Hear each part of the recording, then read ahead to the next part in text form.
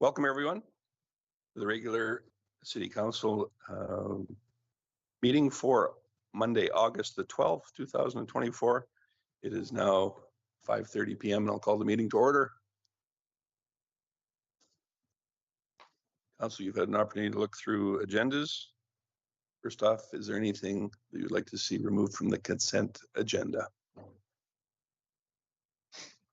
Seeing none, I recommend that we pass that by unanimous consent then and move on to the regular agenda.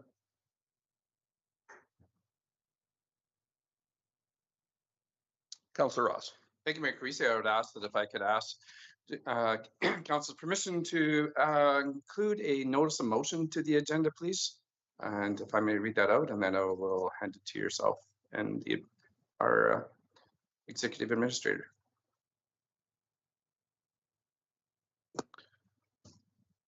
Very good. CEO Gowdy, do we normally do this at the time in the agenda, or? Normally you will read it out as item 7 in the agenda after your request for decision. My apologies. Thank Very you. good. Notification now. I've made a note here, but certainly don't let me gloss over it when the time comes. Wonderful. Thank you. Thank you. Councillor Hoekstra. Thanks, Mayor Creasy. I move that we accept the consent agenda as presented. Very good. The consent agenda was already passed by unanimous consent, actually, because there wasn't any to come out of it. So that one I've already taken care of. So it's a regular agenda, which you're more than welcome to do if you'd prefer. Councillor Dallas. Thank you, Mayor Creasy. Motion to accept the agenda as amended. Thank you. Final call for any other adjustments to the agenda? Very good. Please go ahead and vote.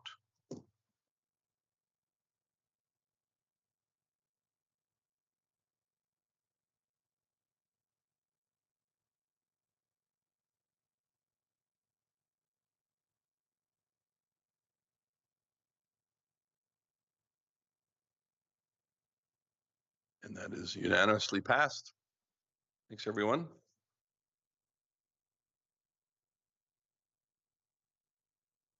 And we have no items to go through from the consent agenda. We're going to move right into our open forum.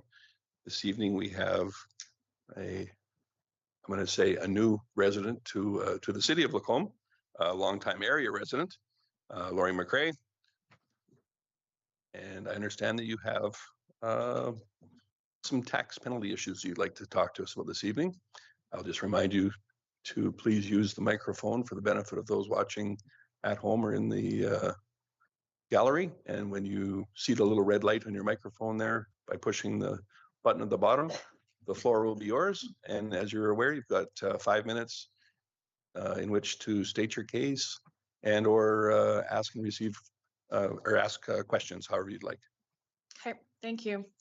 Thanks, everybody. I won't take a whole lot of your time, but I do have just a concern with the tax penalty that we were assessed. After 30 years of living in the county of Lacombe, we moved into the city of Lacombe in May of 2024. On Friday, the 12th of July, I received a notice that our property taxes were past due.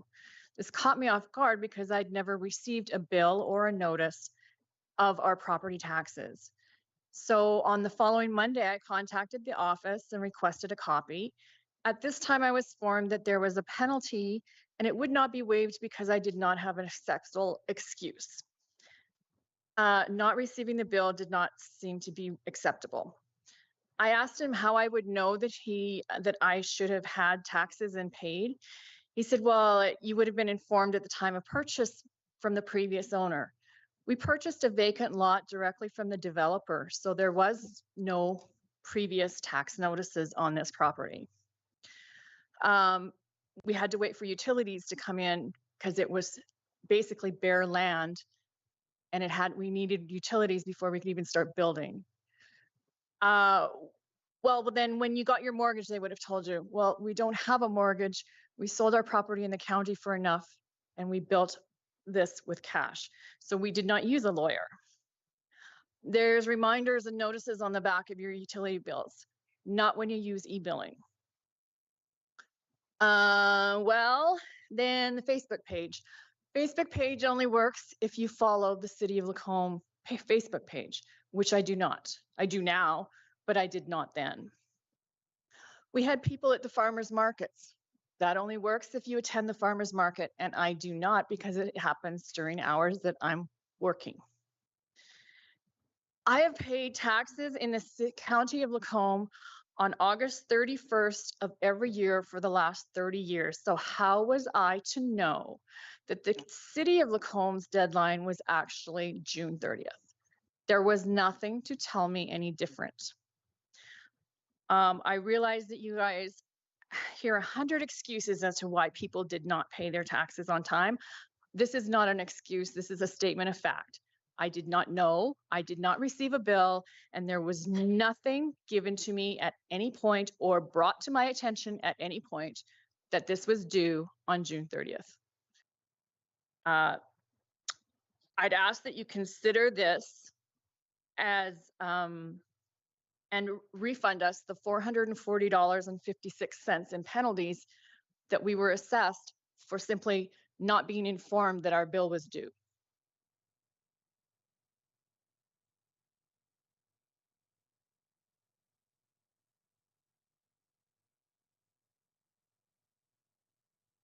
That's pretty much it.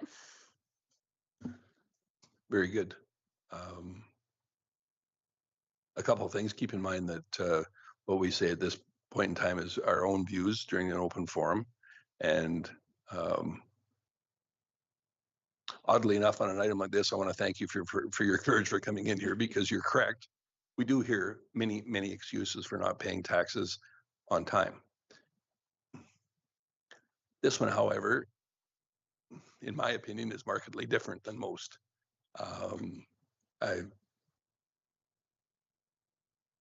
I can certainly see, after used to paying your bills, I'm assuming probably very likely on time at a particular time of year, which, living in the city, I didn't know that county bills were given out 2 months later than ours. So I don't find it too much of a stretch to think that you would think that these would be 2 months earlier either. So it is a rarity. I'm not sure if I can recall an instance ever when these types of fees have been reversed. In this particular case, I'm leaning towards agreeing with you. I'm not seeing a lot of the other buttons come on here, but that's my thoughts. However this works out, I do want to thank you for building in Lacombe, and hopefully we can come up with an arrangement that will make this a little more palatable and move on in a positive direction. So thank you. Councillor Gullickson. Thank you, Mayor Creasy. I'm tending to agree with the mayor on this. I mean, as far as you purchased the lot in May, you said, is that We correct? purchased the lot actually the year before. We moved in May. Okay, so you purchased in May of 23 then? We purchased in, yeah, this summer of 23. So where was the tax notice mailed to? I have no idea. If it was mailed to our old address, it didn't get forwarded to us. It definitely did not come to our new address. Okay, so you didn't pay taxes the previous year in 23 then? No, No, and this was on bare land at the time, was Yes. the taxes? yes, it was actually in the new Metcalf area behind Pentagon. Okay, so the lot was purchased in 23, you paid no taxes that year, No, you didn't get a notice. No. And this year, then the notice was sent, do you think, to your old address? possibly, because it probably would have gone out while we were in the process of moving, but even though I went to the post office and made arrangements to have everything forwarded, there's several things that I haven't gotten, like some refund checks from insurance companies haven't come through, and there's a lot of things that seem to have disappeared. Okay, and then did you check, what did the city have on file for your address? Was it your old They had address? the old address.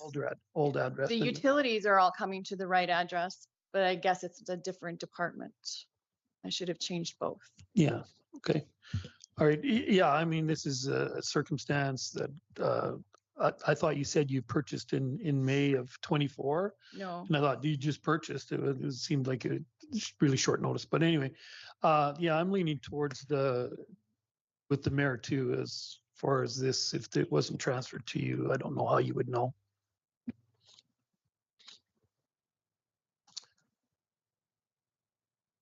Thank you for coming and speaking with us. I expect that either our administration will be contacting you, or you're certainly welcome to contact them at any point in time. okay, thank you all for hearing me out. All right, thank you.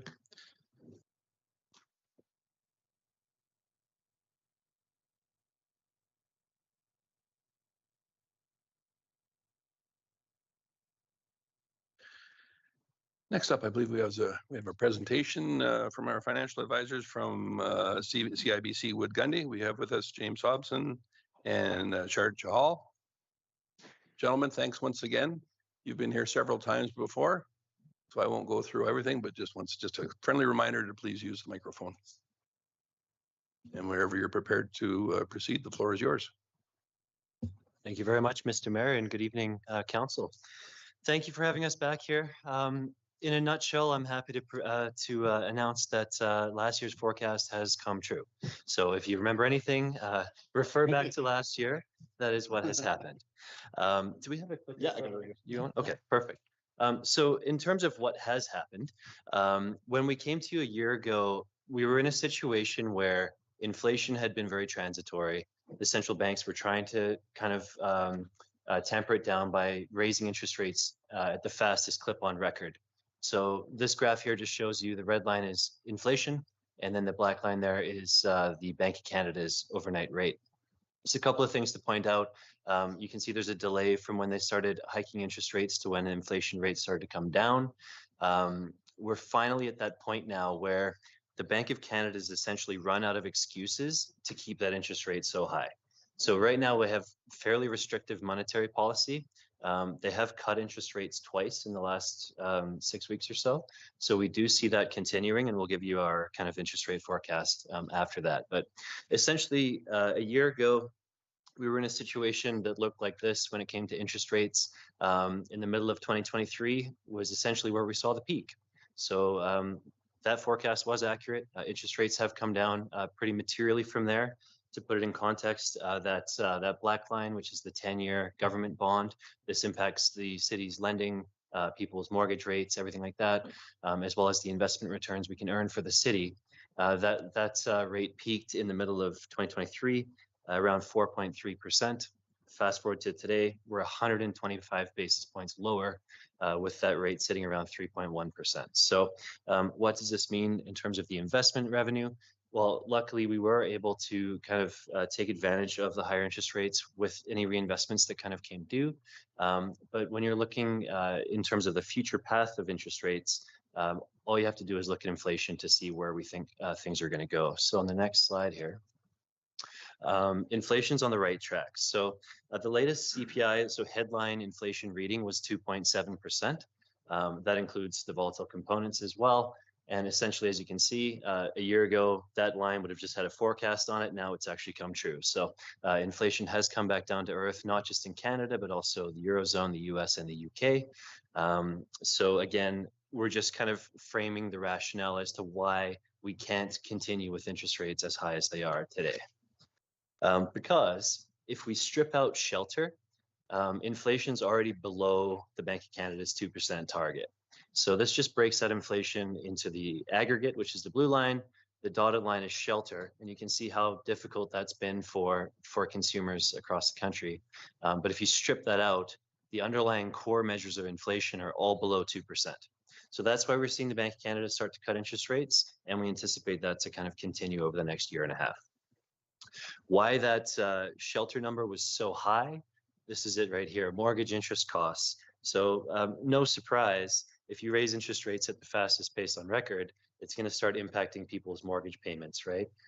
In the US, they're 30-year mortgages, but here, most of us have 5-year fixed rate reset mortgages. So if you look at that MIC or the mortgage interest costs, they were up 23% year over year as of May. So if you're a everyday Joe, my mortgage payment is, or my interest expense is now 23% higher than it was just a year ago. So the good news for consumers is that with these rate cuts, with everything that's happened in the market, the forecast there is for those interest costs to come back down, again, which is a positive for the consumers. And again, we're looking to see that drop to around sort of a 1% growth rate by the end of the year. So that's sort of in terms of the interest expenses on the mortgages. Now, what about the US? Because for a while this year, the news was, or sort of the economic forecasters were saying, there's no way the US can cut at all this year. The reason being is that in the US, people tie into 30-year mortgages, generally speaking, not 5-year resets. So the US households are much less sensitive to higher interest rates than we are. But that is starting to come through. If we look at the various sectors, if we kind of break down inflation in the US, as recently as last week, the whole rhetoric from the Fed completely flipped last week.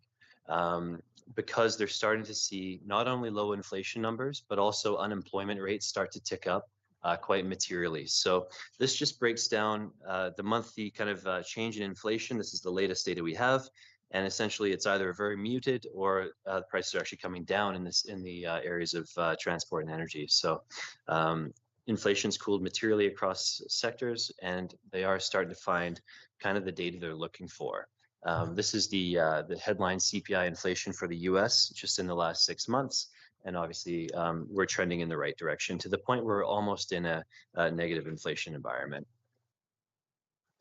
So in terms of growth, it's a less rosy picture. Higher interest rates have impacted growth in Canada. And as you can see there, that's the dark blue line is the Canadian real GDP per capita.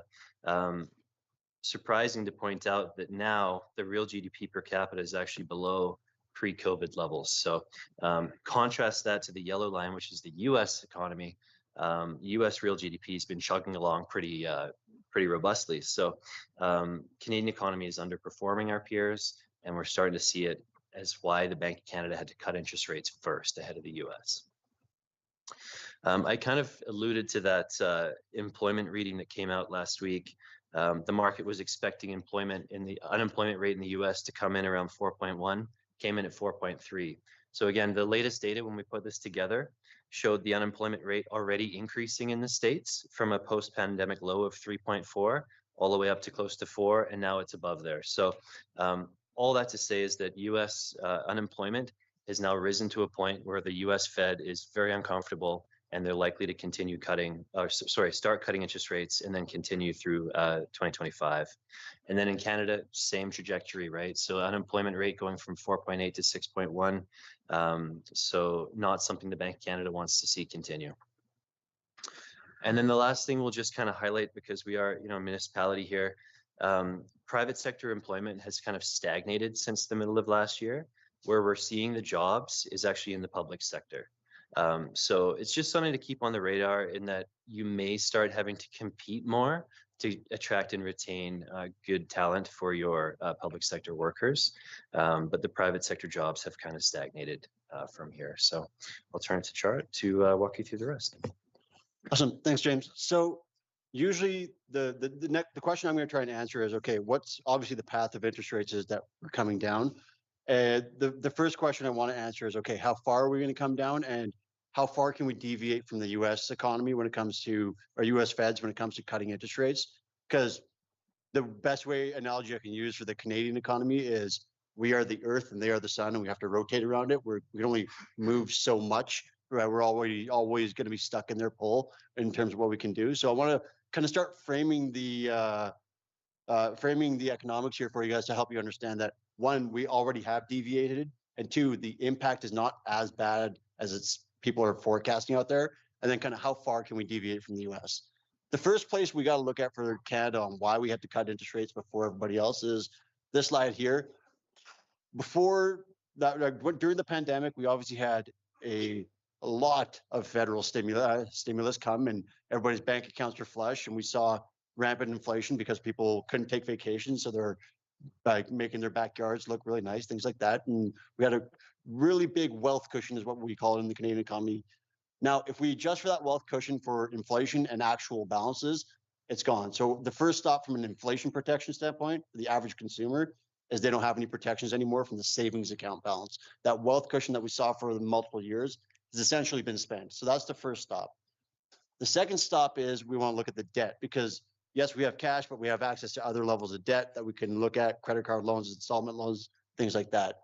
Well, the debt service ratio, so how much we're paying in Canada and how much of a portion of our incomes are going to debt is climbing, and it's only going to continue to climb because as a percentage of our household income, Canadian household debt has gone higher and higher and higher. It's the reason why this interest rate cycle of rising rates has been materially worse than like the 1996 double-digit interest rate cycle that obviously me and James didn't have to live through, is because mortgages are materially higher and the amount of debt people hold is materially higher. So the impact of this was materially worse than everybody else.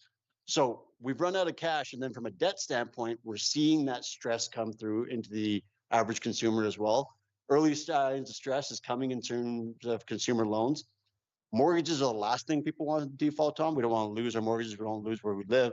So you look at things like auto loans, credit card loans, and installment loans, and we can see that the trend there from loans going in arrears, that trend has started to tick higher.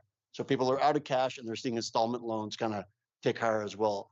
Now, that kind of points to the sign. Obviously, the Bank of Canada sees this data just as well as everybody else. That was kind of the first warning sign of we need to start cutting rates. We can't wait for the US anymore. And so that's why we did see our first 2 interest rate cuts.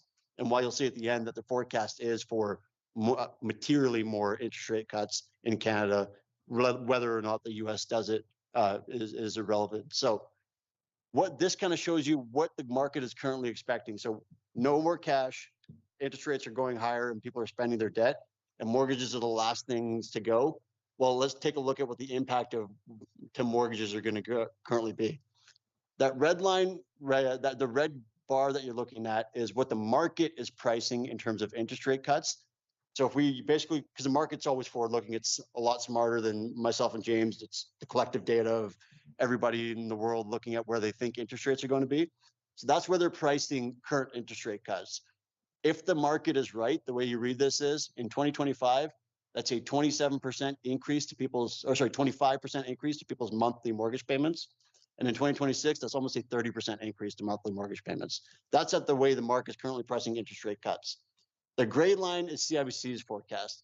That forecast is, I'll use the word more aggressive than what the market's pricing out there. Obviously, our economists are predicting a materially more aggressive rate cut cycle than the US Feds, than the Bank of Canada.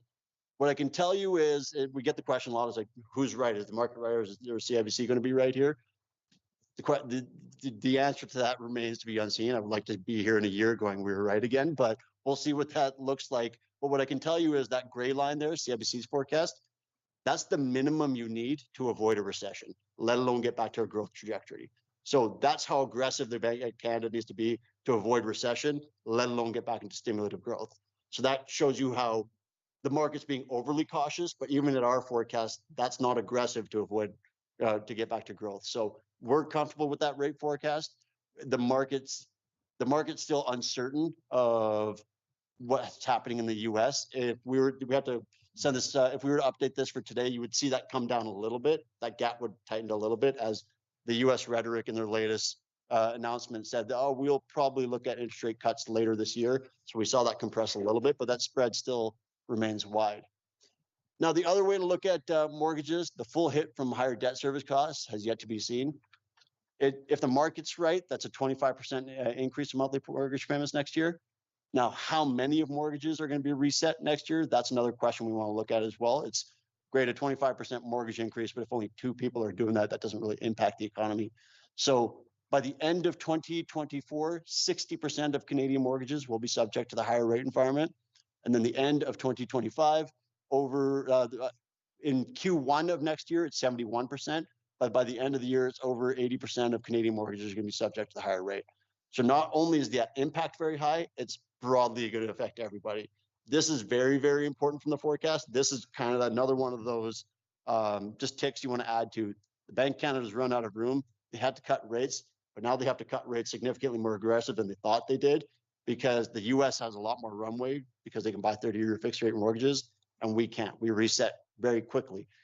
Myself and James are both in that 2025 cycle. We're not looking forward to our mortgage increase next year. I'll tell you that. But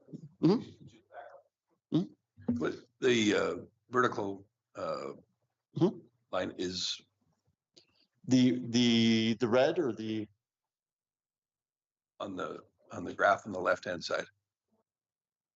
Yeah, on the y-axis. that's the vertical. percent increase to your mortgage payments. Sorry, Mr. Mayor, that's the percentage of all mortgages that are subject to higher payments. Yeah. So the higher the bar, the more mortgages are Yeah. subject to higher increases. So. How by- can you have Yeah. over 100% of them be affected? So by the end of 2020. End of 2026, because you got in Canada, you're capped at the 7-year cycle. So by end of 2026 is when the full amount of low interest rate mortgages will be subject to the higher rate environment from that bottom law. Because And some of the same ones are coming up again, you mean? so and basically those are 2019 mortgages resetting in 2026, any of the 7-year ones, right? But by the end of 2026, all the mortgages that were kind of in that 2% or 3% low interest rate environment, by the end of 2026, all of that will be washed away from the mortgage rate environment is what we're saying. I understand that. I just don't know how it can be over 100% of them. All That- is all. It's not over. No, it's not over 100. It's just at 100. Okay. Yeah. It says 120 on there, but that if I were to just draw a straight line, it should just hit straight to the 100 there. Okay, Yeah. thank you. You're right, though. We will remove that. That's confusing. Yeah. I agree. It Yeah. doesn't take much to throw me sometimes. but- Now I'm looking at Stormy. Yeah. So we kind of alluded to, we can deviate from the US because usually what happens is if we start cutting interest rates before the US, you get paid more to own US dollars. So a lot of global currency will just go into the US dollars because you're paid more in a bank account or GIC or whatever it might be in the US. So our currency gets beat up quite materially. When our currency gets beat up, it affects our exports, which in turn causes inflation. So it's kind of a double-edged sword when it comes to currency. What I can tell you without getting very technical is because of the current environment that we're in, the current mortgage environment that we're in terms of economic data, our economists actually took a look at this and we stress tested it on every rate cut cycle. So how far can we deviate from the US Feds? What I can tell you is it's a full percentage point from the US Feds before we see a material impact to our inflationary numbers. Now, why this is also important is it's not like we're going to cut interest rates and the US is never going to. It's just there's going to be a lag between when they start cutting interest rates. And we can deviate from them up to 1 full percentage point for a longer period of time, but you don't want it to be indefinite. But you'll see on my rate forecast that the US is going to start cutting rates. It's just like a 1 quarter maximum delay between when Canada and the US is. So the impact to our currency, you won't actually see it more when a lot of people are over forecasting the impact to our currency. But what we can tell you is you can deviate a full percentage point. And a lot of people are affected by recency bias where they're going, well, we can't really deviate from the US Feds. But if you actually look at what happened with the currency and US Fed policy, we have deviated from them historically and deviated from them materially in the past as well, above a full percentage point, going back well past the 10-year mark of recency effect that we have in economics. So we have deviated from them. The impact is not going to be as bad as people think it is on currency. It should already be priced in, but we can deviate a lot more than we already have without causing any more impact. Now, that's on a broad basis. I want to pivot a little bit here and talk about housing. Housing, a very sticky issue for Canada. I really do not envy the person that has to solve this housing affordability crisis in Canada because it's not an easy one to do. Because the first thing that happened with housing is obviously we've seen rent increases, rent inflation has gone high. We've seen housing prices skyrocket across the board. And the first thing we looked at and everybody looked at was population growth. Obviously, population growth, a material impact to the housing demand that we had in Canada. And then specifically in Alberta, you have immigration uptick and migration. It was kind of a double whammy for Alberta, where BC and Ontario and our folks who have these remote jobs continue to funnel to our province because it's materially more affordable to have a house and you can actually afford to live in Alberta much more than you can in BC and Ontario right now. So that was kind of where we were a year ago. The Canadian federal government did come out with new population numbers to kind of stem that immigration number to kind of bring it back down. So that's where that forecast that you're looking at there is on the far right there, the 3 dots. So yes, the population growth forecast is going to come down materially. That's not going to solve the full housing crisis, which kind of goes back to I don't envy that person, because before that, even if we take out the population growth numbers, the housing market itself was kind of in a unique situation where any of the developers out there right now were just sitting on these swaths of land because interest rates are so high. They're like, we're just going to wait till interest rates come down, and then we're going to start building again. So that's what we've seen in the larger urban centers as well. So what you're looking at on the left-hand side there is the cumulative underbuilding per year based on the updated population growth. So 2024, even with the population growth coming down, the market is being underbuilt by 600,000 homes a year, which is a large underbuild, which is just going to create, again, another housing price issue. And then you can kind of stress test it. End of 2026 forecast, we plunk those projections in, you can kind of see that, okay, even with an unchanged pace of housing stock addition, updated for the housing population, 500,000 homes per year is what we're underbuilding. But even if they pick up pace, you're still underbuilding quite materially. Why is that very important? Well, we all know that you can't just build a home, say you want to build a home and then a week later have that home. There's a construction lag, material construction lag, and qualified construction laborers has a big shortage in Canada as well. So we don't have the people to build the homes, and it takes longer and longer and longer to build a home in Canada as well. So yes, population controls are great, but they don't solve the full crisis because pre that we were underbuilding the homes as well. So again, don't envy that individual that has to solve that, but it's going to take some time to shake out. It's not going to be an overnight solution for anybody. Can I add to that? Yeah. This is why we're seeing record housing prices, even though interest rates are high, right? That's rare to have high interest, record high home prices when interest rates are high. It's because of the huge underbuilding, right? Sorry, Charlie. Of course. Now, that is a lot of not so optimistic data, but you guys know us well enough to know that we like to put an optimistic element to every economic update that we do. What I can tell you is Alberta, we've said it last year, and it was accurate last year, and it's going to maintain to be accurate for the years to come here. We are going to lead the pack from all of our peers. That is a really good thing to say when we got beat up with like brutal oil prices for quite a long time. So the national average for Canada from real GDP growth is amazing 1%, and we'll be more than double that, around 2.2%. What I can also show you is another way to kind of read this data here is if you look on the right-hand side, nominal GDP, so that's non-inflation adjusted GDP. You can look at the national average is 4.3 in Canada and the real is 1. Alberta's GDP not adjusted for inflation is 8.7 and our real GDP adjusted for inflation is 2.2. So that tells you two things. Yes, we're going to lead the pack, but Alberta inflation relative to our peers is going to be materially higher than everybody else's, largely driven by commodity prices and housing. Housing is going to be the big one for us as well as we get that significant amount of demand coming to our province that isn't kind of forecast to go anywhere anytime soon. But we are going to lead the pack relative to all of our peers going forward. Now, yes, rate cuts have started. What is the new normal? What this slide essentially shows you, without getting very technical, that red line is what rate would the Bank of Canada have to set the rates without making the economics be stimulative or negative for the economy. So it's basically called the neutral rate, just a rate that doesn't make people want to buy more houses or sell their houses. That's what that red line looks like. And then the gray line is where the rate has actually been. The most important pieces to take away from here is we've always been underneath the neutral rate because for the better part of 20 years, it's been very hard to get inflation in Canada. How car inflation and housing inflation has been actually pretty low, sub that 2% number, because of not just Canada, national situations where we had global trade and all this kind of going on. We had what's called just-in-time inventory, where we kept no inventory, so inflation was very low. Well, even pre-pandemic, we had the U.S. going buy domestic, build it back in America. So you got all that factory growth come in. That's what's called deglobalization.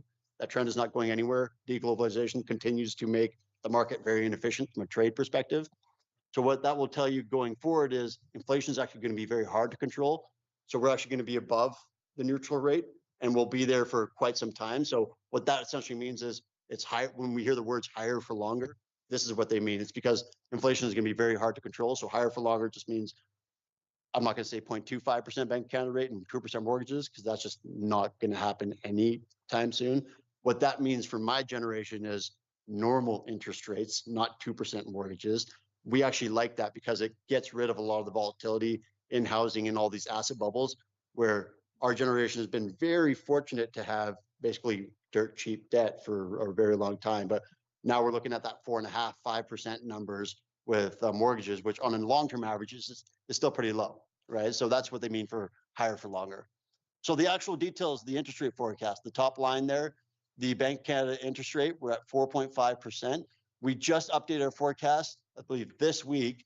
Well, we had them starting to cut interest rates. They obviously have cut 2 times. The forecast is for 2 more interest rate cuts in Canada, finishing the year around 4%. And this one had them finishing at the end of 2025 around 2.75, so an aggressive rate cut cycle.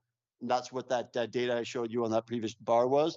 What I can tell you is now we've gotten even more aggressive at CIBC, and that ends at 2.5 on the top line for the Bank of Canada's interest rate number. And then interestingly enough, you can see on the US Feds, they don't start cutting until September. So that's where that deviation from the Bank of Canada, the US comes. We started cutting in the middle of the summer. They're going to start cutting near the end of the year because that's when their inflation is starting to tick towards where they're going to be around that 2% number. And you've seen it. The last commentary that came up from the US Feds is the data is starting to point to starting to cut interest rates. So the rhetoric has started to change materially in the Fed minutes versus before they go, oh no, inflation is high. We're comfortable leaving it where it is. So that number with the US, I believe it's 7 total interest rate cuts forecast between now and end of 2025. The 2 most important ways to read this is from a personal or municipal standpoint. The top line there is what you essentially can earn on cash. So the forecast on what you're earning on cash is going to go lower.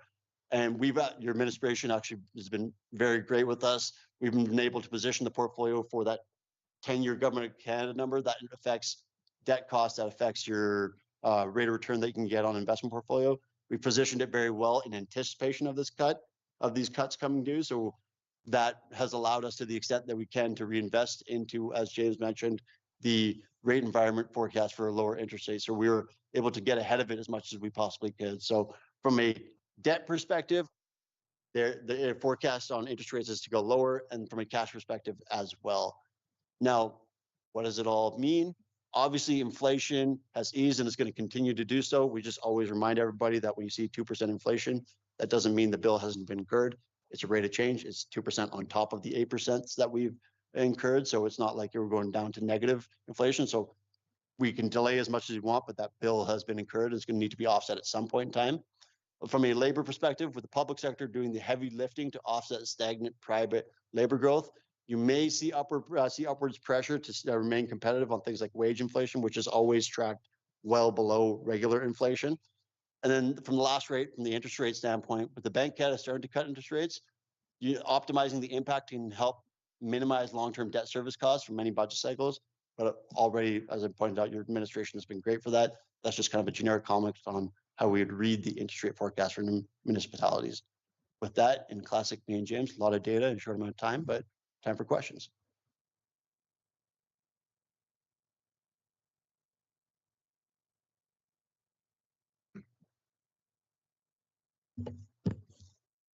Looks like to me everybody's still in absorption mode.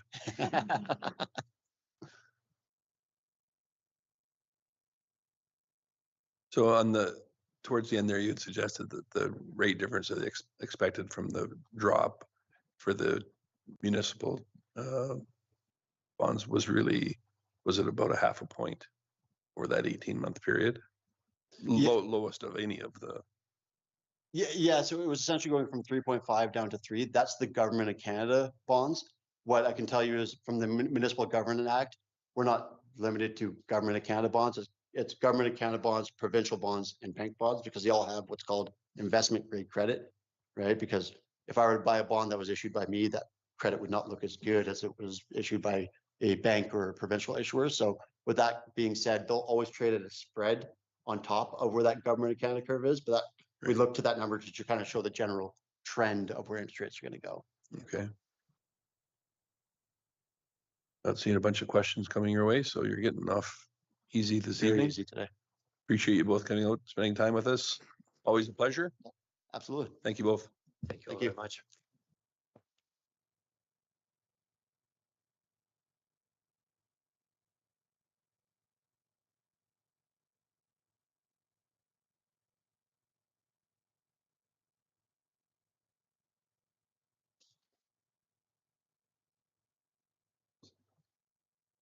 Those are red.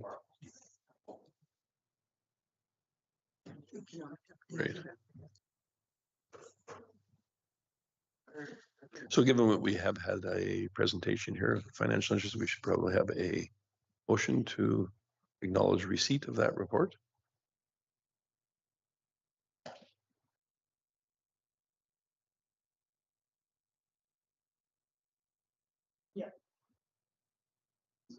Councillor Dallas? Thank you. Sorry, I was just trying to find what the actual wording for that would be.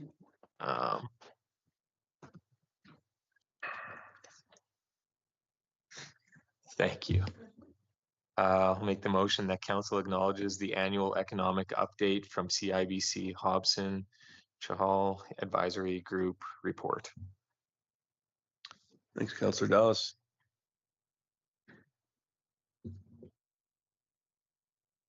Anyone? Please go ahead and vote.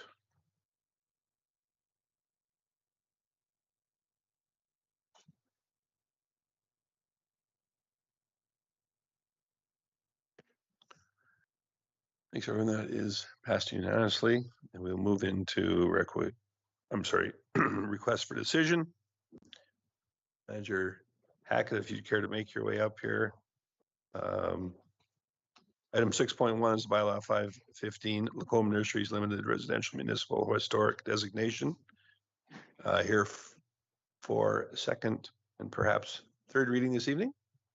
So whenever you're ready to go, the floor is yours. Thank you very much, Mayor Creasy, members of council. I'm very pleased to be here tonight with Peter Bousma, Vice Chair of the Heritage Resource Committee, and in the very back row, the Chair of the Heritage Resource Committee, Miles Chakurda.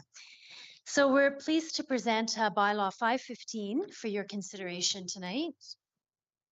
Bylaw 515 is to designate the Lacombe Nurseries Limited Residence as a municipal historic resource. And so the property is shown in blue on the air photo there. It is legally described as Lot 3, Block 8, Plan 9621619, but the civic address is 5650 58th Street. The owners have approached the City of Lacombe for municipal level designation. Council's, I think, getting fairly aware that the Historic Resources Act of Alberta allows municipalities to designate significant buildings as municipal resources. And Lacombe is very fortunate now to have 12 designated local properties and 3 more currently, and including this one, in the process of being considered for designation. This home is particularly beautiful, I think. This is a historic photo from 1922 showing the home at that time. And this is a more recent photo taken a couple winters ago. I don't like to look at snow on a beautiful day like today, but taken the other winter. So you can see that the home is very similar, has been preserved very, very well. I will maybe let Vice Chair Bousma speak to the details of the structure or any of the architectural elements.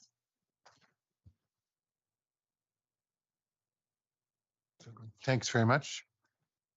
As you can see by the photos, it is it's a craftsman style home with a 1.5 story, which is very, very common.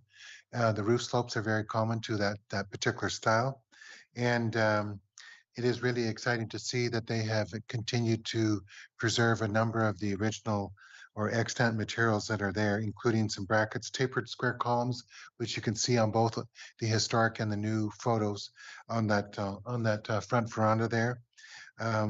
We also have, and it's not very visible, of course, but the original front door is still there with the oval glass. The original fireplace is there, and with its respective chimney. And what is really exciting is the owner has also requested since we normally only would use exterior character defining elements, this particular owner has requested some interior items to be included. And if you you can see by the photos that are in your agenda that they have a few items that are original to the home, which is a pure craftsman style with the columns, bookcases, the fireplace cabinets on each side, etc. And the owner has requested that those be included as well, because they would like to see those preserved in perpetuity.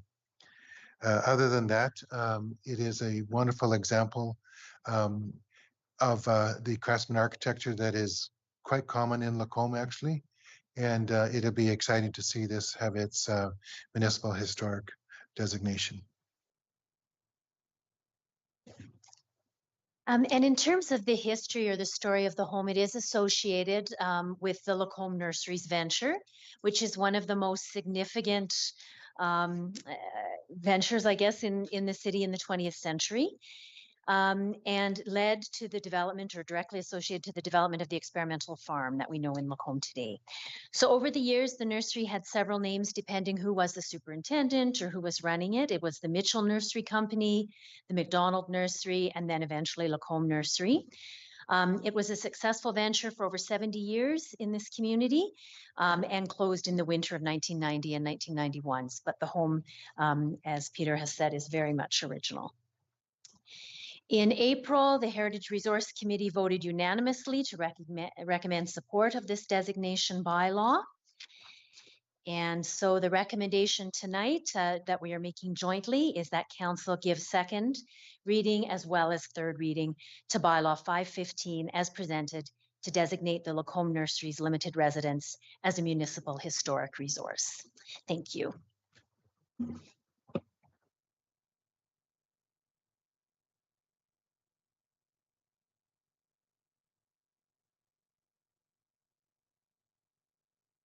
I was paying way too close attention. I don't see who chimed in here first. Councillor Gullickson. Thank you, Mayor Creasy. I'd just like to say I've been in that home a number of times. It is absolutely stunning. So I'm more than happy to make that motion that council gives second reading to bylaw 515 as presented. And it's going to be a great resource for us.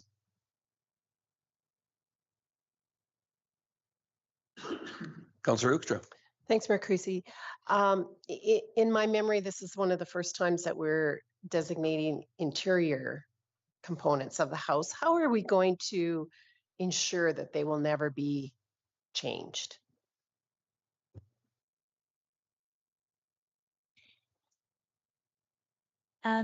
It is certainly one of the very first cases. There are a couple commercial buildings that have some interior features. And so in either case, if a permit was to come in for a renovation, we will review that permit against the character defining features and determine that whether the feature is in or out of the list of character defining features. If it is in the list, we'll have to work with the owners to preserve that or to be very sensitive in the way that it is, because it might need repair, it might need over the years, it might need might get water damage or something. It needs to be done to be repaired, but we'll work with them to ensure that it's historically protects the historic character of those features.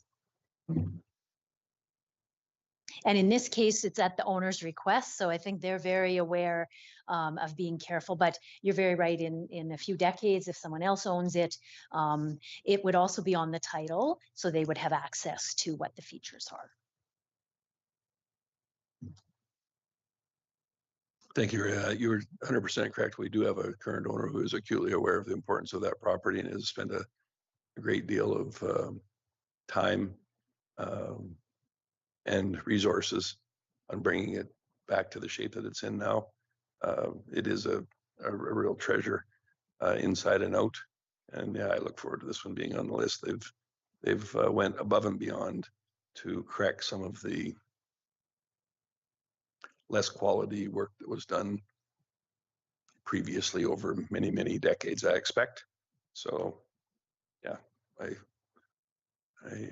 can't say enough about the work that the Phillips have put into this. Count on an automobile fanatic of his caliber to put the same amount of effort into a home. So yeah, it does look great.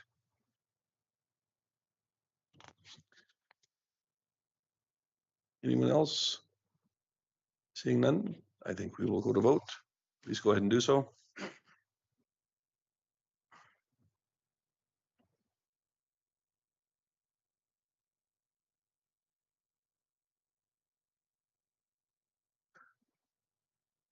As expected, that is 100% unanimous for in the positive for the second reading of bylaw 515.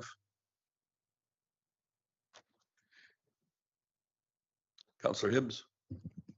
Thank you, Mayor Creasy. I think that this is not going to be a very contentious vote, so I would move that council resolve to consider the third reading of bylaw 515 at the same meeting as the second reading. Thank you. Any discussion on that? Please go ahead and vote.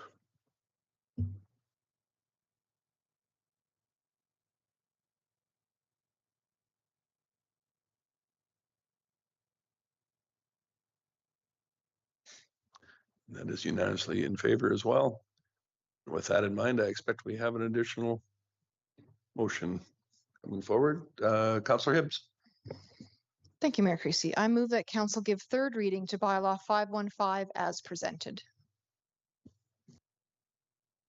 Thank you. Any final words from anyone? Please vote.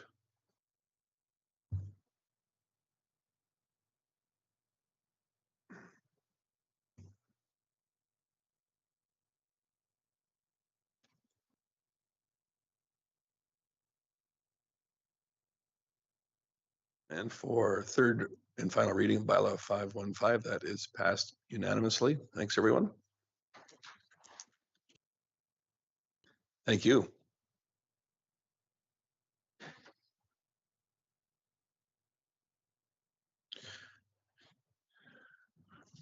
Manager Hackett, you're going to make yourself at home there this evening, it looks like. So we'll move into item 6.2, bylaw 400.57, which is rezoning from R2 to R5 for the 3 lots on 49th Street. Before us this evening for a third reading. Thank you very much, Mayor Creasy, members of council. Together with Beth McLaughlin tonight from Parkland Community Planning Services, we are here to present consideration of third reading of bylaw 400.57. This bylaw is an amendment to the City of Lacombe Land Use Bylaw to redesignate 4 parcels, which are legally described as lots 25 to 28 at Block 16, Plan 1722619, with the civic addresses of 5253, 5255, 5257, and 5259 on 49th Street, from the current zoning designation of R2, which is our residential single and semi-detached district, to an R5 zoning, which is a residential multi-unit dwelling district. The bylaw received second reading on July 8th following a public hearing. And so based on alignment with Lacombe's statutory plan goals and policies, including the municipal development plan and the downtown area redevelopment plan, as well as the property's central location in the downtown with good proximity to parks, schools, recreation amenities, as well as commercial services in the downtown, administration have recommended that council gives third reading to bylaw 400.57 as presented. Thank you.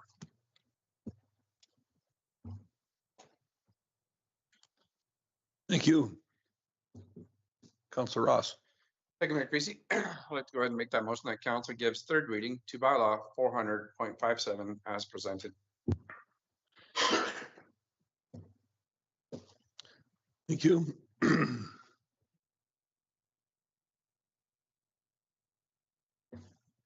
Notice, there we go. Councillor Gullickson. Thank you, Mayor Creasy. I know this means nothing, but as far as my opinion of it, it's overkill. I don't think an apartment building should go there. At the most, 5-plex, possibly 4-plex would have been great. I certainly think an apartment building will be too much for that location, but that is my opinion. So.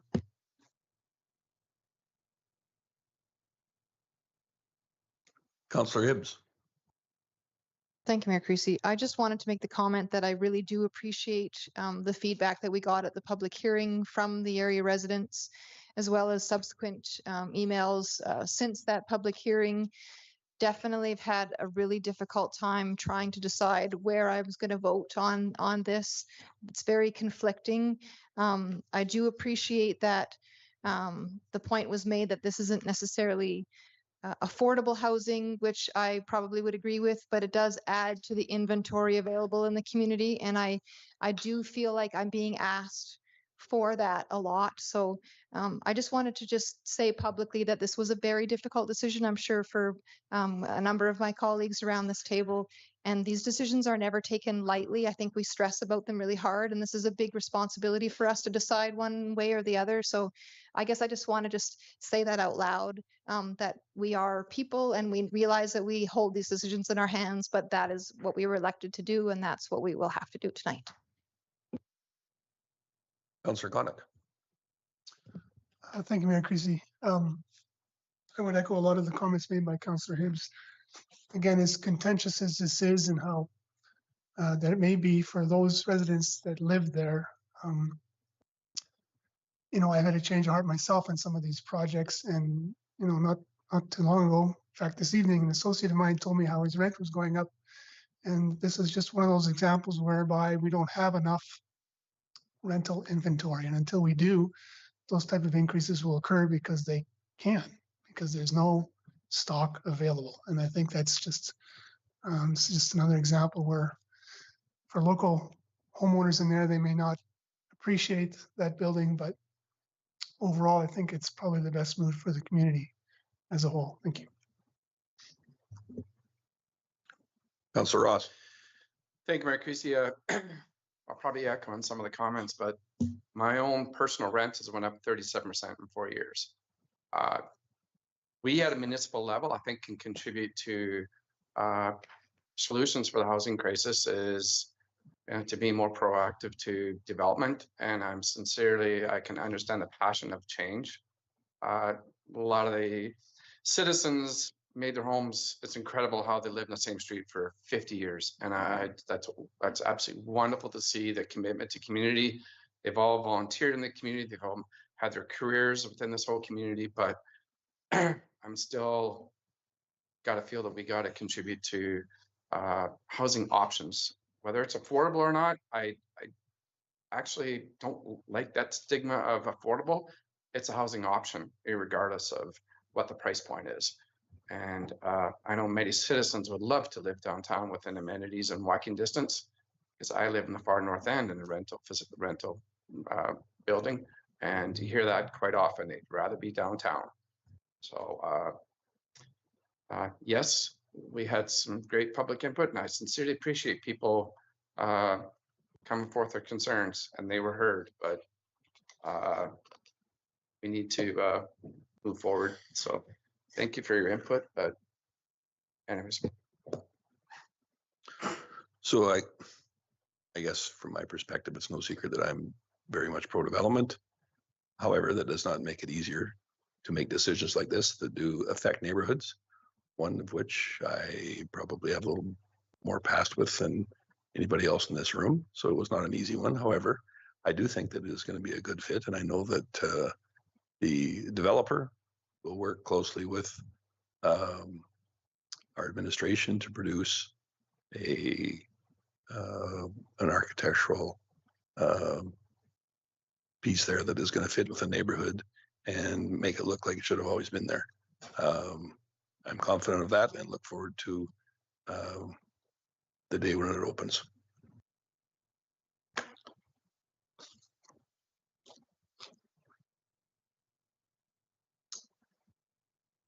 I see no other lights on. I believe the motion was made by Councillor Ross. So we will go to third vote, please.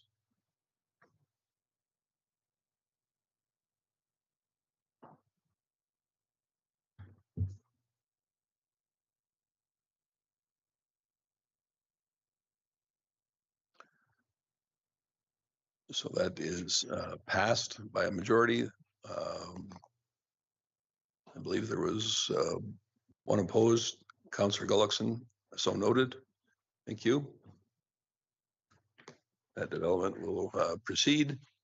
And I just want to thank council. I know we've all had lots of input from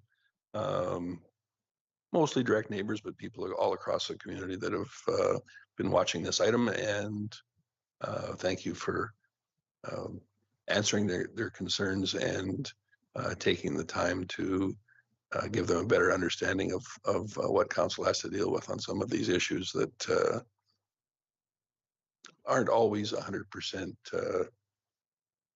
in favor of in our community, but we do have to act in the best interest of the community, and we will move on and go from there.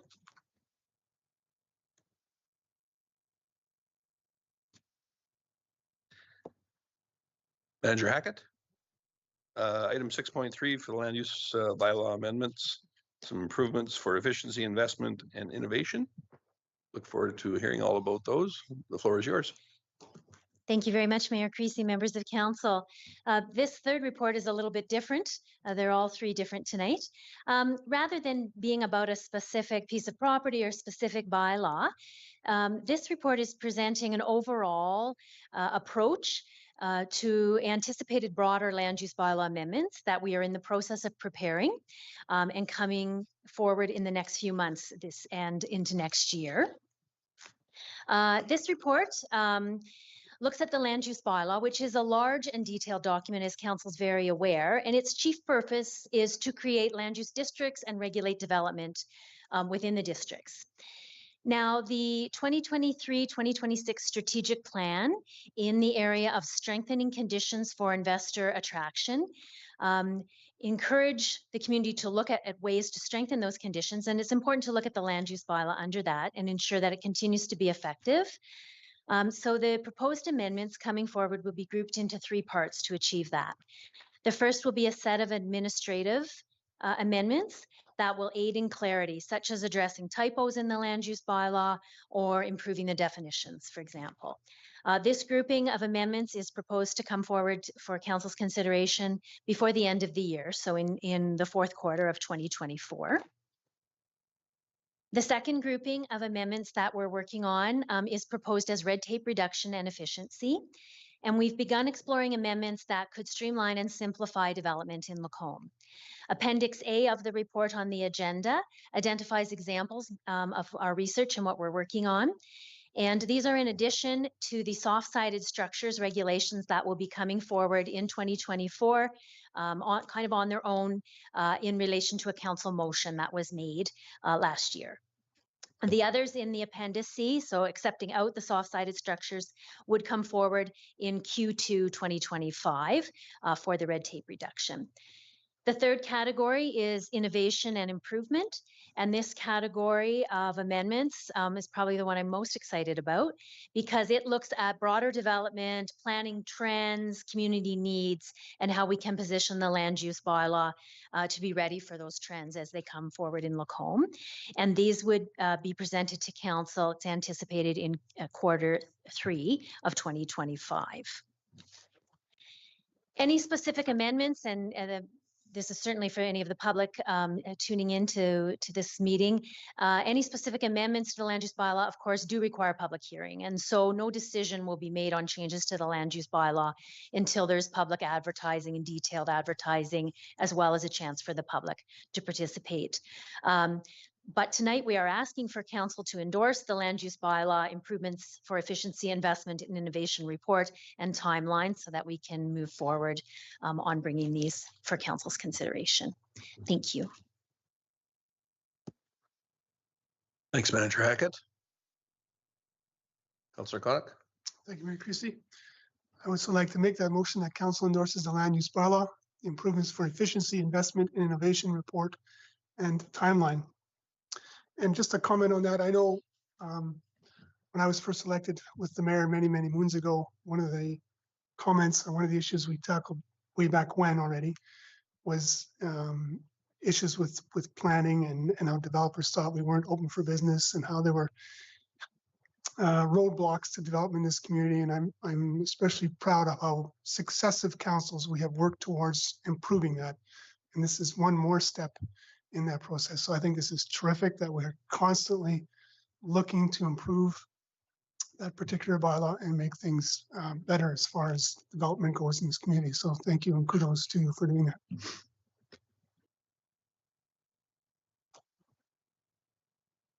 Thank you for bringing that up, Councillor Connick.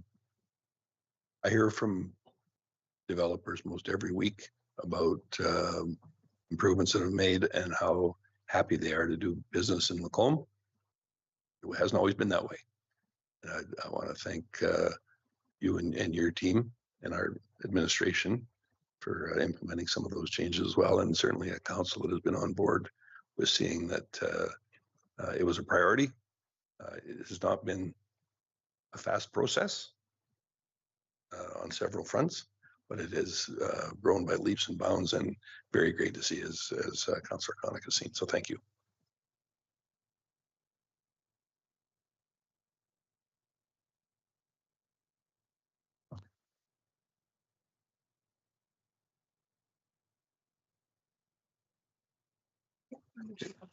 Yep.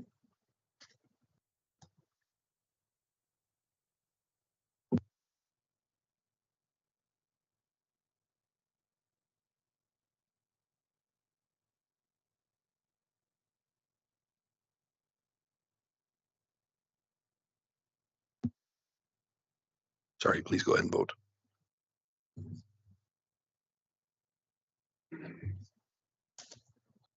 I expect everybody is going to vote in opposition to this. We do not want to see any improvements. We're done with improvements. So as expected, that is unanimously in favor. Thanks, Manager Hackett.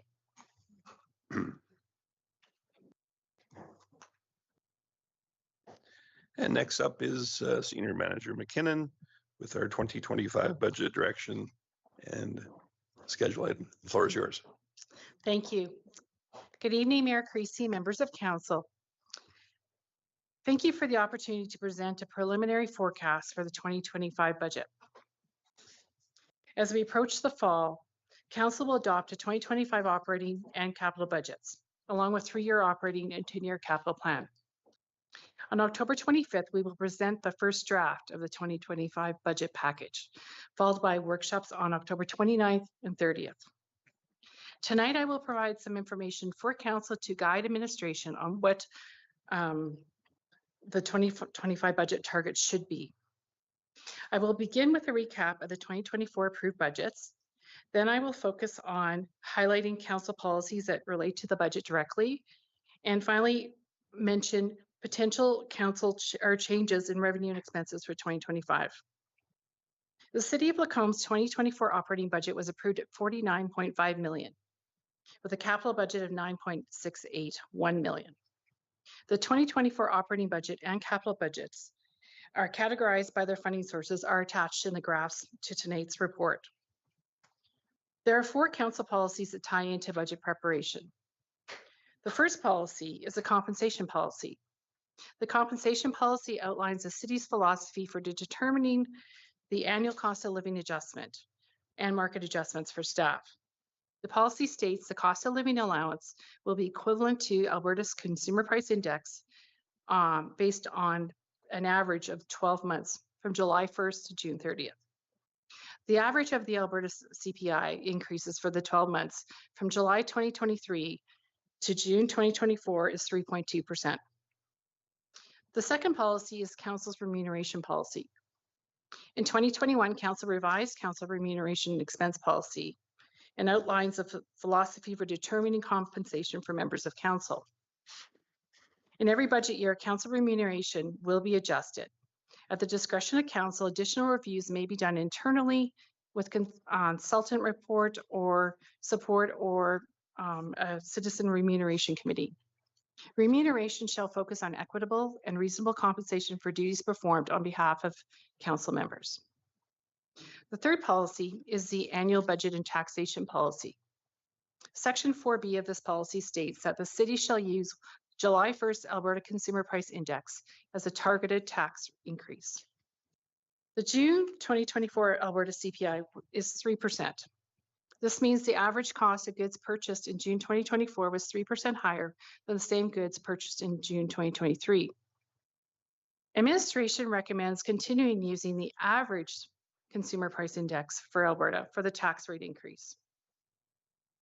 Utilizing an average Alberta CPI ensures predictability, consistency, and fairness in property tax adjustments as more accurate representation of the inflation trends. A 3.2% tax increase translates to approximately $582,000 in additional tax revenue. Reserves, grants, long-term debt, and other contributions fund the 2025 capital budget. Reserves ensure financial stability for ongoing capital projects. The 2023 Financial Reserve Policy provides guidelines for maintaining optimal balances. The attached 2024 Reserve Report shows reserve balances, optimal balances, council-approved commitments, and funds available to fund the 2025 capital budget and to contribute to the 10-year capital plan. Total overall reserve balances exceed optimal balances suggested by the Financial Reserve Policy based on the 2024 10-year capital plan, although some of those reserves are restricted for non-capital purposes. For sustainable road maintenance, we recommend maintaining a special paving tax of 1% of the general tax and annually increasing contributions to the road reserve by 1% of the previous year's municipal tax. This dedicated funding will ensure ongoing road repair and upkeep, enhancing safety and efficiency. Long-term debt is a strategic financing tool for capacity and asset management. The estimated cost of borrowing $1 million today would require repayments of principal and interest of $70,000 a year for 25 years or $65,000 a year for 30-year term. The long-term debt outstanding as of June 2024 is $22.7 million, with an average interest rate less than the current rate today. This leads us to the fourth policy, the debt management fiscal policy. Section 4 of this policy limits the municipality to 75% of the debt limit established by the MGA and 75% of the debt servicing limit established by the provincial regulation under the MGA. Also, the policy stipulates that the debt service cost for tax-supported debt will not exceed 20% of the taxes available for municipal purposes. Currently, the city's debt stands at almost 40% of the municipal debt limit, or 35% of the MGA limit. This means the city can borrow an additional $25 million and remain within the limit, MGA limit, within the council policy limit. The debt servicing repayment of principal interest is approximately $1.9 million per year. This is well within the $8 million limit set by the council policy, leaving $6 million of debt servicing remaining before council policy is reached. The city is also well below the maximum debt servicing for tax-supported operations of $3.6 million. Approximately $1.5 million of the current debt servicing is for tax-supported services. In conclusion, the city is well within the debt servicing limits of the MGA and council's debt management fiscal policy. Now I will talk about the changes in revenue expenses projected for 2025. The City of Lacomb's 2025 projected net tax expenditures are $1.4 million higher than the 2024 net budget of $49.5 million. The revenue change includes 2% tax revenue increase because of growth in municipal assessment, and this is based on the last 3-year trend. An increase in community police officer monitoring contracts of $18,000 and a decrease in provincial fine revenue of $50,000. The $1.6 million expenditure change includes personnel increases, including an annual COLA for staff and council aligned with the Alberta CPI increase of 3.2%, benefit increases, grid increases, market adjustment and classifications, and new position requests, limited to 2% of the market adjust or 2% of the municipal tax revenue. Also increasing our maintenance costs for the new operations building for elevator and grounds maintenance, additional sidewalk repairs, winter sanding supplies, fire hose replacements, enhanced software costs for security and fire protection or fire programs, and training for fire officer development, as well as an increased contribution to the roads reserve for the 1% annual as stipulated through the road strategy.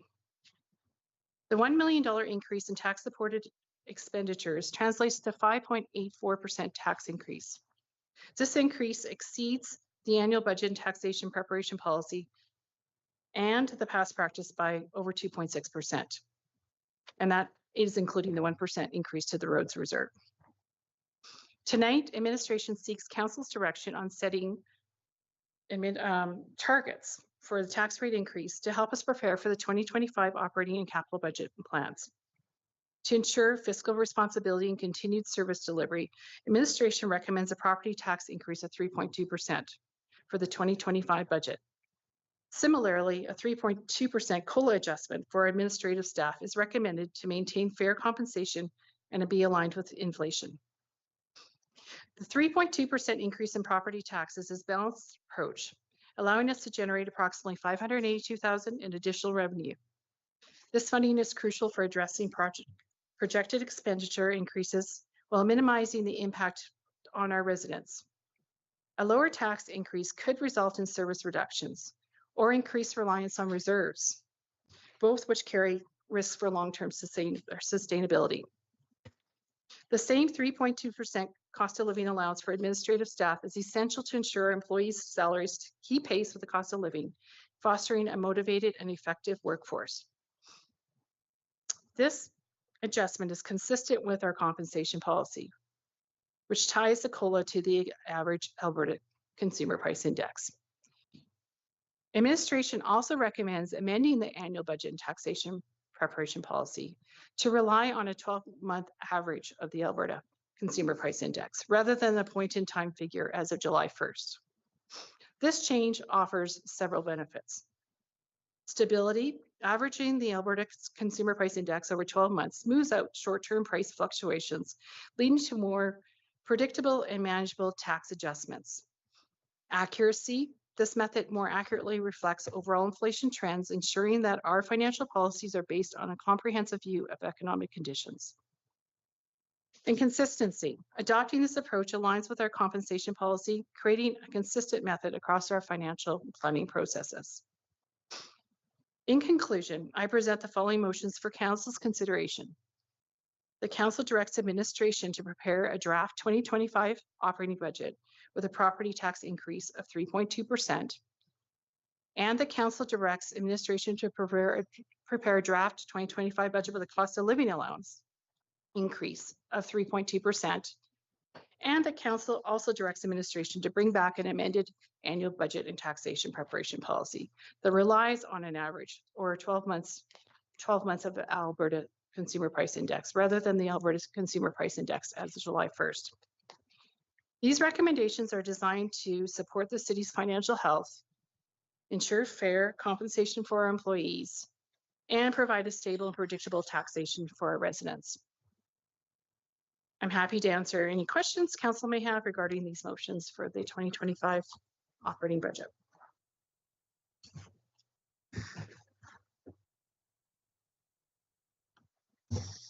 Councillor Koenig. Thank you, Mayor Chrissy.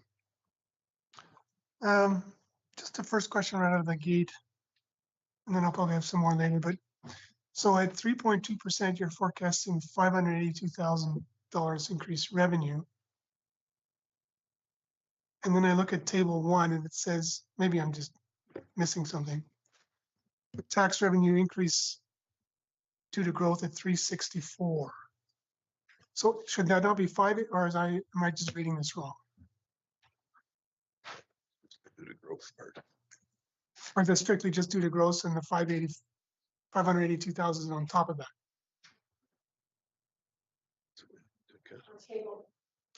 Table 1, projected changes from 2024. Right.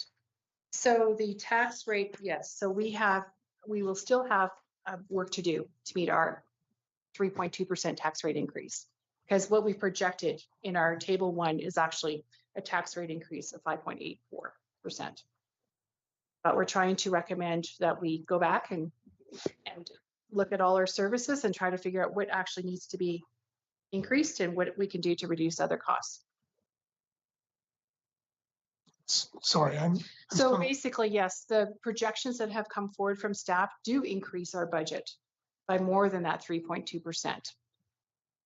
But we're not requesting that additional money. We're requesting to stay within a target of 3.2%. And that we will have to go back and look at what other options we have to make the budget balance.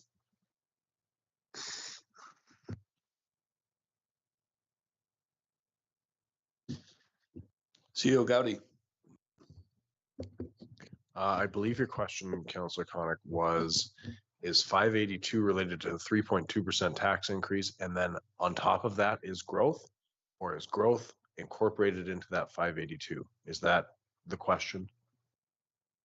Sure, I'm just trying to figure out why it doesn't say 582 there and why it says 364?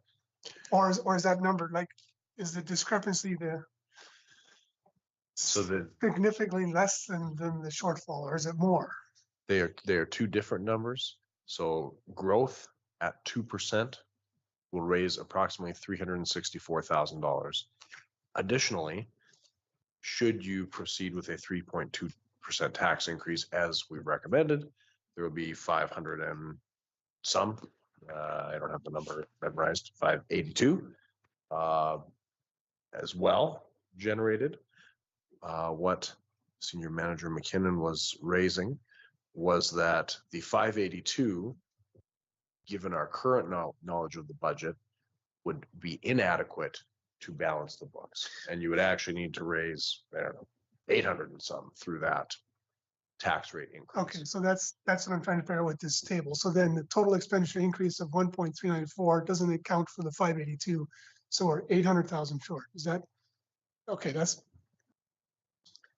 what I'm trying to, You're 800,000 short with a 0% tax increase. Or you would be.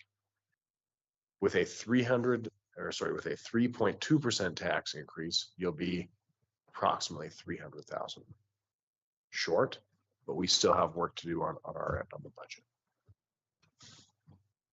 okay, that sure, it makes sense. I just don't get this table then. I don't get why this table, those numbers here don't. I can maybe just go through the table a little bit to explain it, if that helps.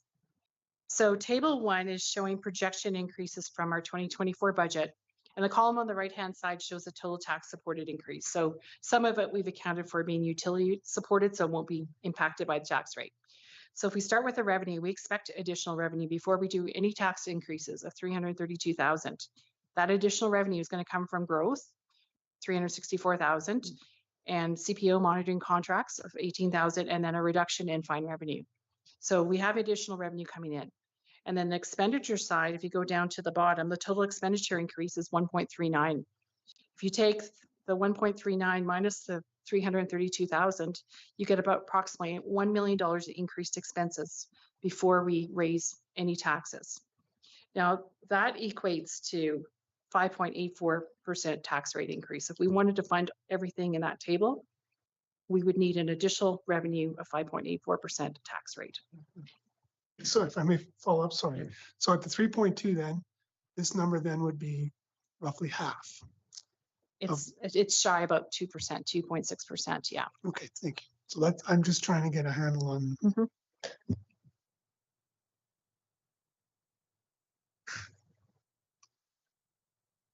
For all intents and purposes, the table 1 is the projected budget changes after all of the departments came in. This is what we would like, or we think we will need. Here it is. That's correct. Okay. It's a projection. Councillor Dallas. Thank you, Mayor Creasy. Just a question regarding personnel. There's pay grid increases of 288, and then there's COLA of 3.2 for 350. Is the pay grid just based on time, or is it based on also if COLA increases there's step changes there? The pay grid increases, Councillor Dallas, is based on time. and the grids that people are, and we have a lot of relatively new staff that are getting those pay grade increases annually. Thank you. May I continue? Certainly. Thank you. I guess that's fine. When it comes to the tax increase, I think we've seen several instances now in other communities where they have been particularly, well, I don't know if they've been particularly low, but they have been on the low side and had to have rather drastic increases. I think there hasn't been a year gone by where we've asked for a lower rate, and I think that's fair and that's good for our community. But I think what has also been good for our community has been consistent. And if we've been able to stay consistent and low, we haven't had to have these sharp increases that other communities have felt. So I think I appreciate administration and their justifications for it. And it's been, nobody likes to see an increase ever, but it's very difficult to avoid. And then it's very difficult to avoid high increases later on when you do have to play catch up. So I think, I feel like everyone in this room has done a good job of fighting for what's best for the community in all aspects. So the 3.2 or the 3% to me is quite reasonable. And then when it comes to the COLA, there's been a lot of news around a lot of large organizations bargaining, and it seems 3% is a very average number throughout many of these communities that have been doing that, and that doesn't offend me at all. And I think it also would help show that you took some lower ones later on, and now you can continue to catch up as even inflation cools. So I think it's good for that as well. Those are just my thoughts on that. Thank you, Councillor Hoekstra. Thanks, Mayor Creasy. Yeah, thank you for this report. It makes sense. I guess I just only would want to speak against the new positions, 2% increase in new positions under personnel. I've talked to CEO Gowdy about this. Just because our community grows by 2%, I don't believe that we need 2% more staff at City Hall. But I also don't, I hear what Councillor Dallas is saying too. You don't want to lag behind and then all of a sudden have to grow drastically one year. So I wish there was just a different strategy there, because to me, it's not automatic. There's sort of, you need an extra position for, I don't know. Is it just automatic that there's 2% growth, 2% increase in positions? I'm not convinced. Councillor Ross. Thank you, Mayor Creasy. So 1% is 182,000. I thought I saw earlier. So if we're a difference of 3.2 to 4.2, we're at 1.6% times 182 is 291,000. We're short ballpark. So that's in the ballpark. Yes. Yeah, that's still putting funds in reserves for our long-term 10-year capital plan. That's correct. Right. Awesome. Thank you. Councillor Hibbs. Thank you, Mayor Creasy. I would like to go ahead and make a motion. Just prior to that, I would say that we have a policy in place. I like the policy. I think it's provided us good direction in the past, and we have 2 whole days to argue about what actually makes it into the budget. So I don't really want to belabor this any longer. That council directs administration to prepare a draft 2025 operating budget less than or equal to a property tax increase target of 3.2. And I highlight that says target of 3.2. Thank you for that. So yeah, as I'm going through this, I look back in history here as on this chart on page 4. And we've done such a good job basing our increases at or below the Alberta Consumer Price Index. 2020, we were 1%. The index was 1.4. 21, it was half. 22 was equal at 2.7. 23, it was a spike, to say the least, at 8.4%. We chose 5. And then 2024, it's at 1.9, and we're over double of that. It's kind of a hard pill to swallow when we're telling people that we're going to be at or below that consumer price index, and then we're double it all of a sudden. And I'm not saying that there isn't a lot of these costs in here that are not justifiable, but we've got to find some additional places to be able to cut back to be able to meet that target. Thankfully, I'm not the one that says where they are, but a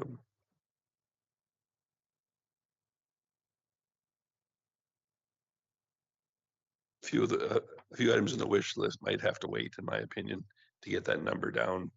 And we all know the ills of postponing and not having an increase of some kind. However, we did make a genuine promise to the people of Lacombe to operate by that. So we need to do better than double of that consumer price index. Whether that's a combination of a bit more modest COLA or other items, I don't know. But as it currently sits, it's not acceptable to me. And I would like to see us try and sharpen the pencil a little further. But I do look forward to seeing those numbers a little closer to budget time. CEO Gowdy. I do want to maybe just clarify one thing. The chart that you were referring to on page 4, the 1.9% was the spot index in 2023. That is the as of June the previous year. And so that the double, what you're referring to, was last year's taxes. This year, we are recommending 3.2, and that is the average of the 12 months. The issue that you're seeing with the 1.9, and even I would say the 8.4 above it, is that policy issue where you just choose the CPI on a specific date, June 30th, rather than taking an average. And so the average last year, I don't have it in front of me, but it was 5%. And so it was, so I don't want you to think that,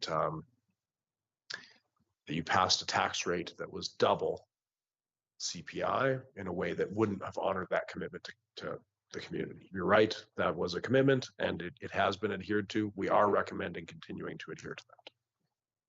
Perfect. I appreciate that that justification on there. So the 1.9% then, is that point in time as of June, or that is the average? That was the point in time of June 2023 that your 2024 budget was built on. And the only variance there being because it is so drastically different than what was put forward at the 3.75. That particular year, June was perhaps unusually low in comparison to the other months.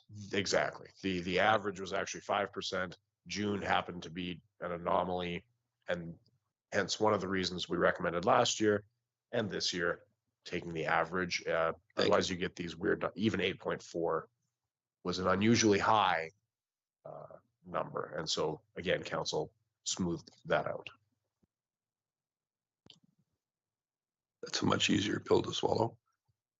And the pencil won't have to be quite as sharp then. Thank you. Yeah.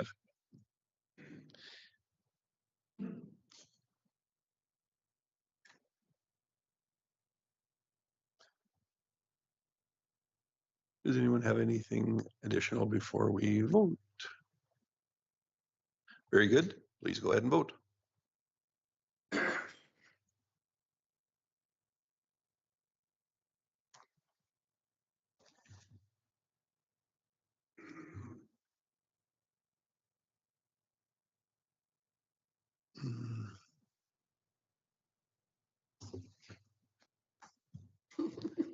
And That motion is passed unanimously. Thanks, everyone.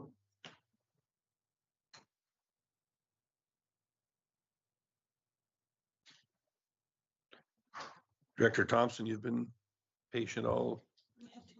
Oh, I'm sorry. We have more motions. Now you know to be ready for next one. Councillor Hoekstra.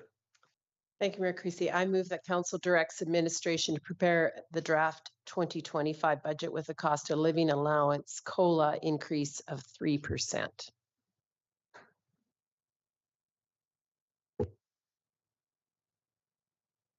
Let's see another bunch of lights on here. Please go ahead and vote.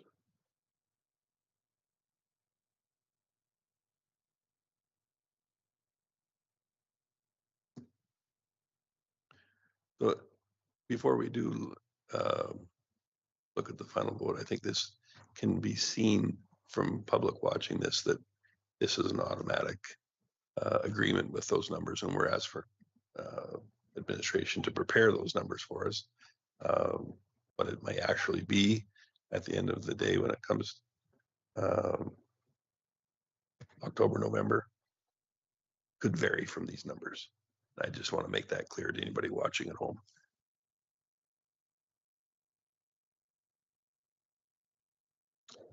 So please go ahead and vote.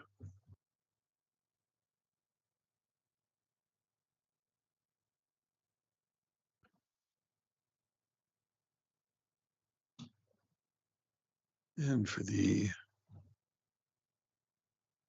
vote, that is unanimously in favor as well. Thank you. And Councillor Hibbs. Thank you, Mayor Creasy. Just to round out the motions, I would move that council direct administration to bring an amended annual budget and taxation preparation policy that relies on an average of 12 months of Alberta CPI rather than Alberta CPI as of July 1st.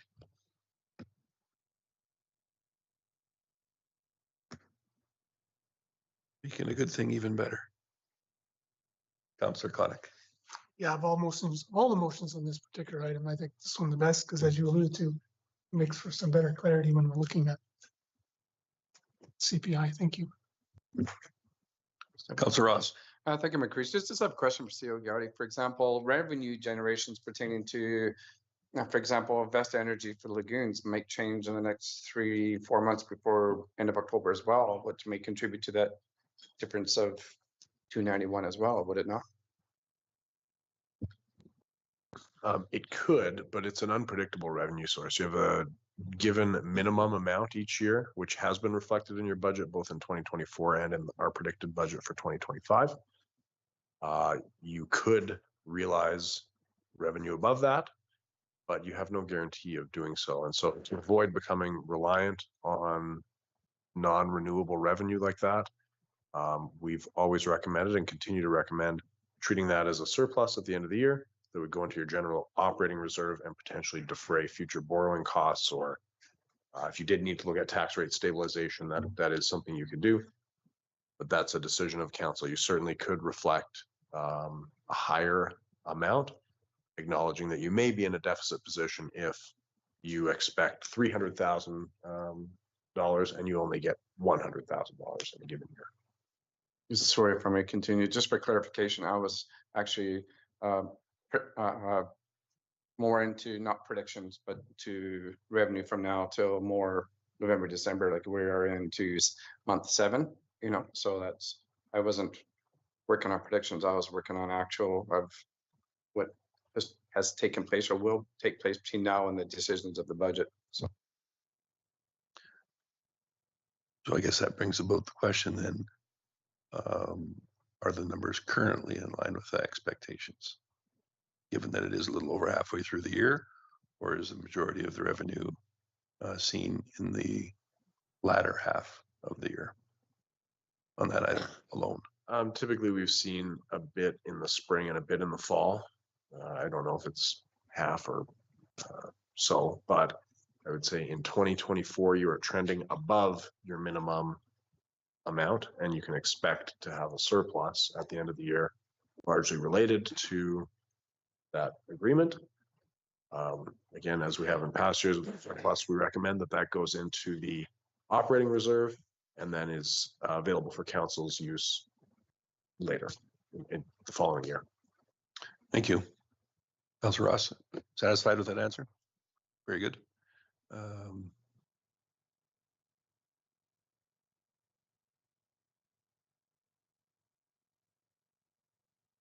So the amended annual budget motion is before us. Was made by Councillor Hibbs. Any other input? Please proceed to vote.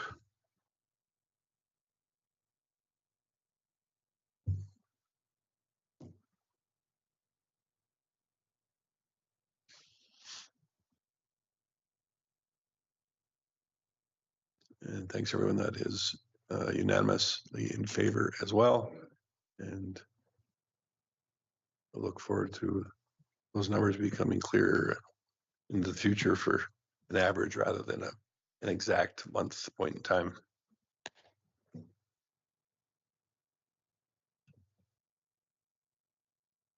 As I said earlier, Director Thompson, you've been patient here waiting for item 6.5, the operations facility, which I understand, or by the looks of our tour, is getting very close to turnover time, which is good to see. And you've got some ancillary building RFP results.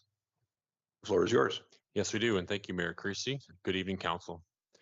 After receiving bids for the cold storage and salt sand buildings, we've projected a project deficit of approximately $827,000.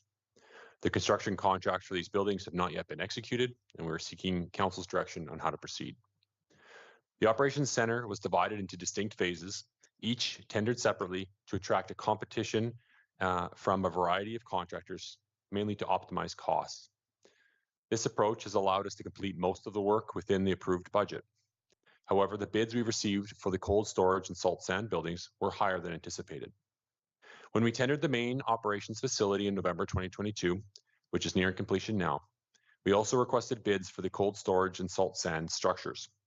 The bid ranged significantly. The lowest bid was approximately $0.4 million, while the highest bid exceeded $2 million. To avoid exceeding the approved budget, we did not award the contracts for these ancillary buildings at that time. Instead, the median bid price received for the ancillary buildings was earmarked, and the plan to competitively tender the ancillary buildings as standalone construction contracts continued. Using the median bid price received from the ancillary buildings, the estimated total of the project's 5 phases was within the approved budget of $10.8 million at the time. In July 2024, the city received 3 bids for the cold storage building, ranging from $344,000 for a fabric structure to $743,000 for an insulated panel structure, and 4 bids for the salt sand building, ranging from $626,000 for a fabric structure to $1.2 million for a pre-engineered steel structure. The proposals were evaluated in accordance with the mandatory criteria, their project delivery plan, their design brief, and their bid price. The preferred contractor to build the cold storage building as a wooden post and frame structure comes at a cost at $621,000, including a 5% contingency. And the preferred contractor to build the salt sand storage building as a fabric structure comes at a cost of $627,000, including a 5% contingency. For Council's consideration, administration has developed a list of potential cost-saving alternatives. An expanded analysis of the alternatives, benefits, and drawbacks is attached to the RFD report, and we are available to answer any questions about those alternatives. Council's direction is requested on 2 strategies to fund the project deficit. Neither option that we're going to propose tonight exceeds the city's existing borrowing authorization for the project, and that was enacted through Bylaw 492. And both options maintain the operations reserve at or above its optimal balance. Strategy option 1, minimize borrowing. This strategy prioritizes less borrowing to fund the projected deficit by first funding the deficit from the, quote, excess funds from the operating reserve. That's the amount above the financial reserve policy target. And then a debt borrowing would fund the remaining deficit without exceeding the existing $5 million borrowing authorization. Current borrowing rates are around 5% interest, depending on the length of the term. With this strategy, the city would reduce the operating reserve balance to approximately $686,000, the operating balance set by the financial reserve policy based on the current plan, allocating $1.4 million to the Operations Center site development and limiting borrowing to $4.4 million. This is administration's recommended option. Strategy 2 is to prioritize a higher reserve balance. This strategy prioritizes a higher reserve balance by first borrowing the full $5 million authorized by bylaw 492. The remaining deficit would be funded then by the operating reserve, ensuring it remains well above the optimal balance. With this strategy, the city would borrow $5 million and allocate $829,000 from the operating reserve to the Operations Center site development, leaving about $1.3 million in the operating reserve. Your direction on this matter will help shape the city's new operations center. And thank you. We're happy to answer any questions. Thanks, Director Thompson. So from the report, the reasoning for considering the fabric structure primarily was because of increased height for loading trucks. And forgive me, but I was under the impression that we were having a conveyor load for the trucks within the salt storage building and not using a loader for loading it directly into the trucks. Is that? To Mayor Creasy, I know we have current operational challenges with our mixing shed today that may require non-standard equipment, conveyor, things like that. Certainly the roads department plans to use a loader within that within the structure to load the hopper of salt trucks moving forward. So that's a no, we're not using belt loading system. How the salt and sand gets in the material, gets into the pile underneath the fabric structure, may use a conveyor. I would have to confer with our manager of roads and how that works. But the loading of trucks themselves is done by loader, into the hopper of the sand machines on the back of the gravel trucks. Right, but it's far lower height to load it into a hopper than it is to the top of a sand truck. And that was just looked like to me that was a justification for this fabric building. As you can tell, I'm not a big fan of fabric buildings. That seemed to be,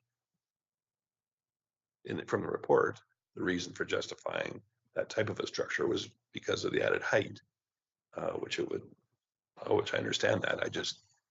It was the reasoning behind it I found odd when we had discussed this whole conveyor loading system for the trucks, which would be substantially safer and not require an excessive height of an extended loader bucket.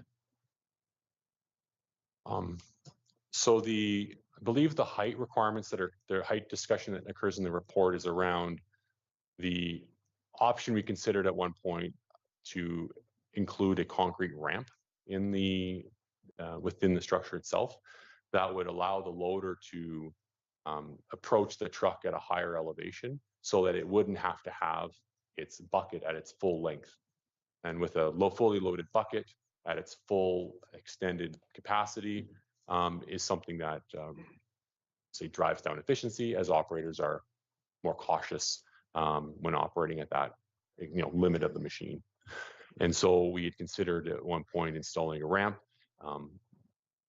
However, the roads manager has reminded me that our latest loader model is an extended model version, which allows it to have more reach and safely operate within more of a margin of safety when it comes to loading the trucks. But the trucks are loaded with a loader into a hopper that is in the back of those gravel trucks. Okay.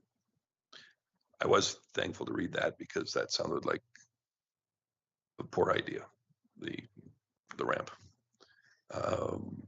Councillor Koenig. Thank you, Mayor Christie. So as much as it disappoints me that there's an increase, it doesn't surprise me per se. And I would rather, yeah, in a perfect world, maybe it would be nice if we didn't have a fabric structure there for the salt sand building, but at any rate, I don't want to see, you know, we continue to use this site or anything else. If we're going to do this, let's do it right. Let's pay the difference and make it as best, you know, we have to borrow a little bit or whatever the case may be. But there's no point in doing this, you know, half-assed, so to speak. So let's just, in my opinion, bite the bullet, go with the overage. Although, if we were to do it right, we'd have a steel structure as opposed to fabric. So this is less painful than that in terms of cost, I suppose. But yeah, I would support the motion as written.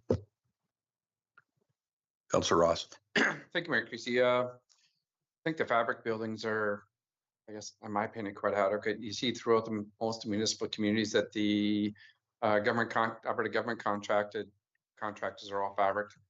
I guess when you see, when it was in Len Thompson Park, they would blend the sand with the salt in the summer. Are we doing that same procedure so that once the salt is, when you truck in the sand, you're blending the salt at the same time, so you have one blended pile, so it's one process. But I think there's, in terms of cost, I think compares, it's shocking what even wood structures cost, 600 grand. It's, this whole project's been kind of, anyways, I was an advocate of steel and concrete. Anyways, I thought different sort of utilities and insurances and so forth justified it. But anyways, that's in the past. But the fabric, I'm in favor of the fabric. I think the structures of it can be more than height. I think we have the equipment is more than satisfactory to be higher. And I think when we bring in a product and it's blended prior, I think it's just a lot. I think we're overthinking the process. So thank you. Councillor Dallas. Thank you, Mayor Creasy. I will make the motion that council amends the operation facility budget to $11,652,493, utilizing funding strategy option 1, minimize borrowing. And if I can just add a few comments on there. Of course. Thank you. Yeah, I have no concern with the fabric structure. I am used to using them in other career paths, and I see that their versatility and how they function, and it doesn't concern me. I'm surprised at the cost though, but that's just because I don't build things. So and then when it comes to the cold storage, that building, I guess you just, whatever you can build to suit your needs, I think it's best. And I certainly don't want to see us continue using this 56th Avenue facility in ways that can just push costs down the line further for other buildings, and also limit our ability to transfer that site into what it could be in the future. So that's my thoughts on that. Thank you. Councillor Gullickson. Thank you, Mayor Creasy. Is there any additional costs being added onto this salt storage facility because of our proximity to the creek? Do we have to put special protection to stop it from washing in there? Thanks for the question, Councillor Gullickson. There's not a specific addition related to the creek, but it will be constructed to the current standard for such facilities, which require containment underneath it and impermeable materials underneath the gravel, so that if there is any salt leaching out of the facility, that it is kind of contained within more or less the footprint of the facility itself.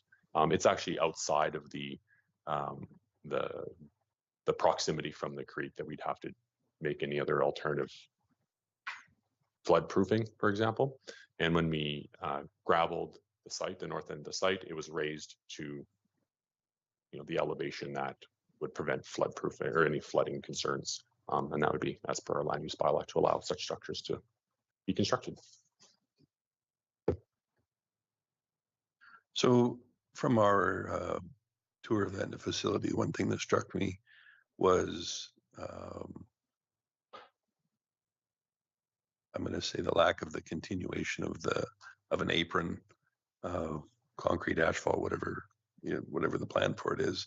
At this particular time, I realized why it was not done was due to cost constraints. So, in addition to however we plan on funding these two structures, which I would like to see, I would like for us to consider adding an additional amount to continue with the hard surfacing around the building,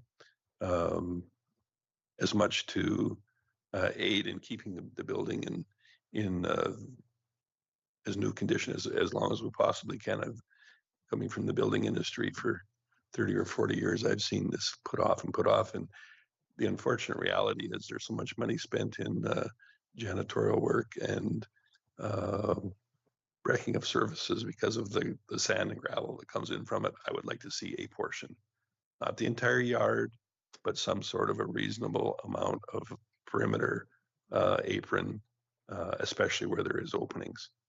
The area that was around the east area is not done whatsoever. And I think that is a problem moving forward. Asphalt surfaces are not going to get any cheaper in the future, and I would like to see us do a small portion. Once again, I'm not talking doing the whole yard here, but in an apron, whatever that entails on a building of that size, 20 feet or I don't know, whatever works out to be reasonable and efficient. I would like if we could get some sort of a ballpark idea of what we're after for dollars, would be helpful as well, so that council could make a decision. I genuinely think it's important. I'm not interested in spending a whole bunch of money just for the sake of spending money, but I think it will serve us well for many years to come, and would like to see that it lasts as long as it possibly can. I know that's putting you on the spot, but I think it's unrealistic of council to know if that is a $50,000 item or a $1 million item. To be quite honest with you, I think I have a brief idea or a little idea of how much it will be, but I would like for it to come from administration. What a reasonable expectation to accomplish that for a perimeter building apron, at least where there's openings, which I guess in this case would be the south side and the east side. I think the west is mostly done as an otter. I guess might be some there as well. Anyway, anywhere there's openings on whichever elevation. CIO Gowdy. Just to confirm, would you like that to come back once we have an estimate, or are you looking for an estimate tonight? Kind of a catch-22. We still want to be able to accomplish it, but I mean, we do a fair bit of asphalt work. I think that you should be able to come up with some sort of a close figure. Yes. So Director Thompson and I did talk a little bit earlier about this, and we had come up with a number of around 170,000 change. That brings your the deficit from the 829, sorry, to just under that $1 million, and would bring the total project cost then to $11,823,166. We think there would be sufficient paving to accomplish what we've discussed, what you're looking for. If you are looking for a more refined estimate, we certainly can do that and bring it back at a future date. That'll certainly suit my purposes this evening. Fine, that estimate. Like I said, I think it's, none of us like increased costs, but I think it's warranted in this particular case, and I'd like for council to consider it, which I guess would entail an amendment to the overall figure that was put forth by Councillor Dallas.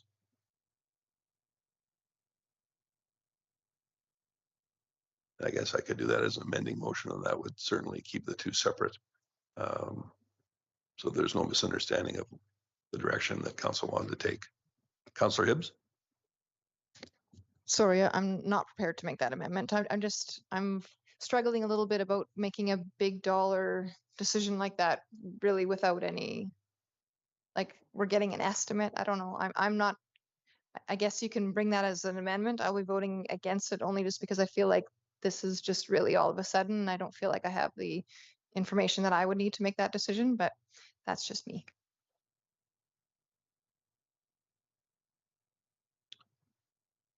Very good. This is not special pavement. It's black and hard and goes in the ground. I don't know how else to like. So I would put forward the amendment to include the hard surfacing amount in the amount of $175,000.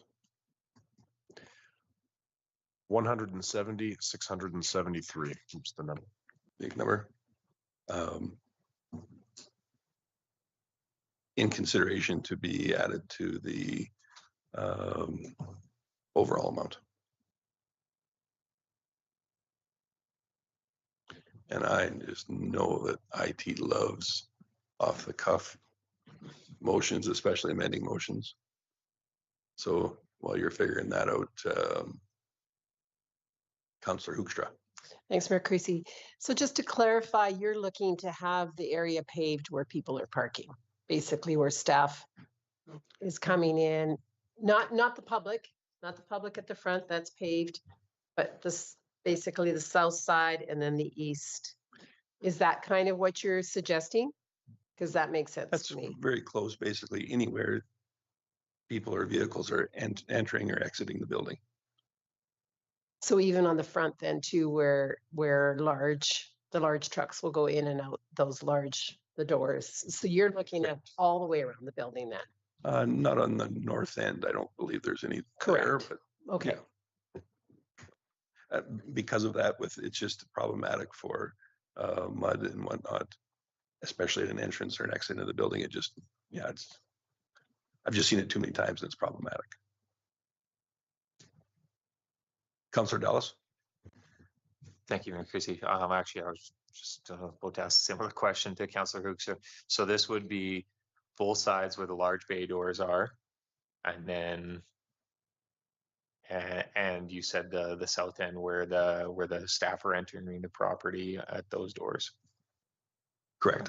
I believe was that the area that was under consideration with the number that you and Director Thompson had come up with, CEO Gowdy?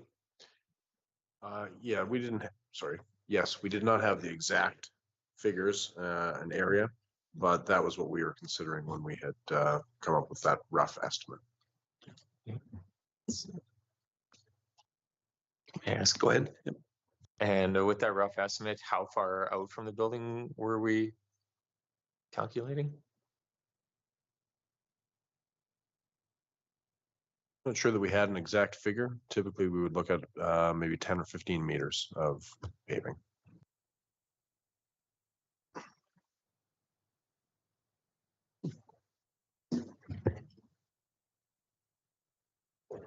Can I read the potential motion back to you, please, Mayor Creasy? You certainly can. Legislative Coordinator Post, go ahead. Okay, so what I have is that council amends the operation facility budget to $11,652,493, utilizing funding strategy option 1, prioritize less borrowing with consideration of adding $176,673,000 for further paving. Now, so as not to confuse everybody, is the 170,000 included in that figure that you quoted in that motion? With consideration of adding $173,673,000 for further paving.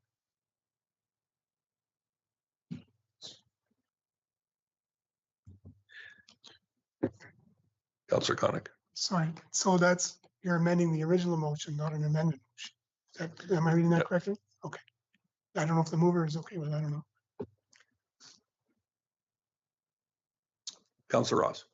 Thank you, Mayor Creasy. Is there not enough recycled asphalt to put 3 or 4 inches across the remaining of the public works with the pile that is currently there now that is really not as much sand and mud as a material. To Councillor Ross, that would be our plan, should this additional motion or amending motion not pass. And we plan to bring in or move the asphalt millings and surround the building with asphalt millings a couple inches to prevent dust and things like that. Certainly there's a life to asphalt millings as well.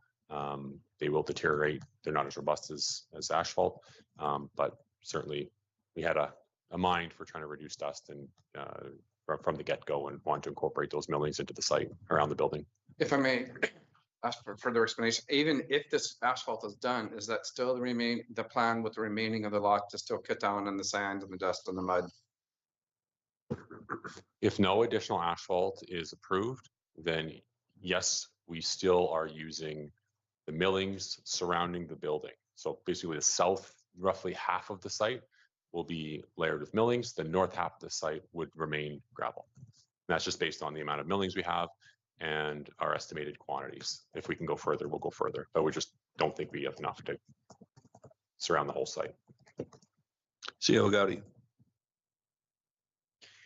I think that if I'm understanding your intent, I think the most straightforward way to proceed with this amending motion, rather than attempting to do it all in one motion, would be to do an amending motion of Councillor Dallas's original motion by Mayor Creasy to amend Councillor Dallas's motion to read a budget approval of $11,823,166, with approximately $170,000 of that for additional paving. Then That's much more straightforward. Thank you.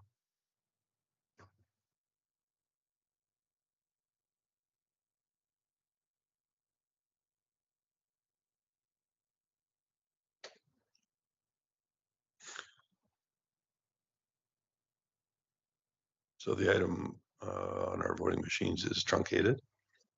Is that the way that it reads now, or are we waiting for that to come through? As I wasn't sure what all was going on behind the scenes here, so that's okay. It's no problem. Councillor Konik. Thank you, Mayor, because no, just I did find it odd that there was no paving on the east side, to be honest, with all those big doors. So I think it's probably a good idea to have that permanent hard surface asphalt there, and then the rest be millings. But I think it's smart, because at some point you're going to have to do it.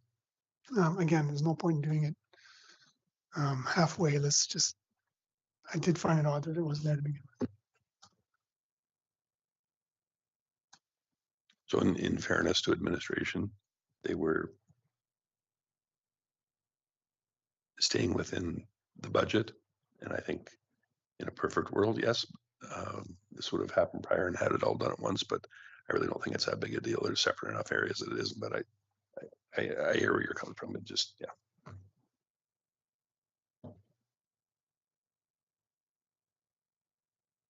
So we'll give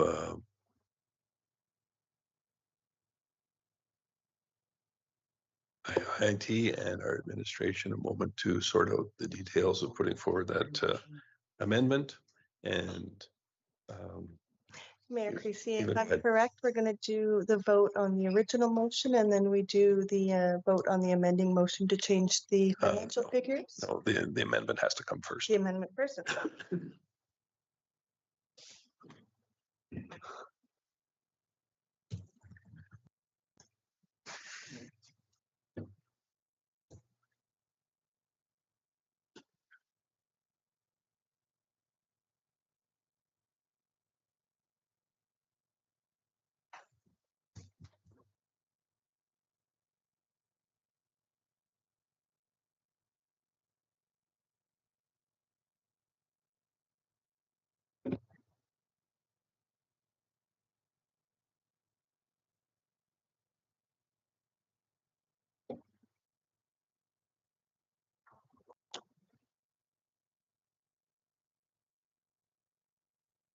while we're waiting for these items to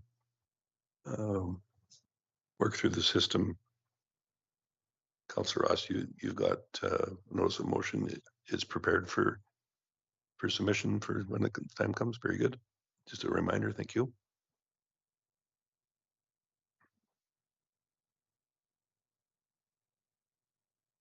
And perhaps while we've got a moment here, I'll just go over our next meetings pending. All three are for regular council meetings. First one's is for Monday, August 26th.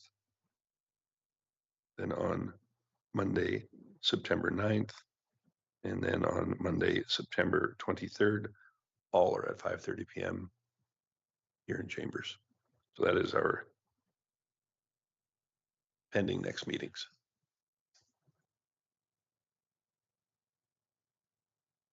Very good. So if you take a look at your voting machines, the council amends the operation facility budget.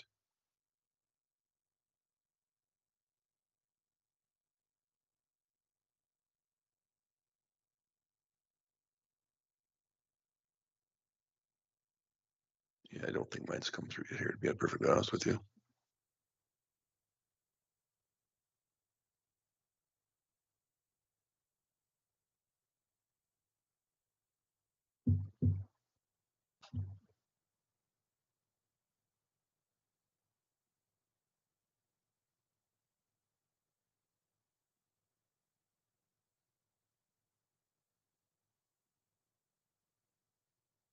C.L. Gowdy, I don't believe this is what you had put forward. Okay, very good.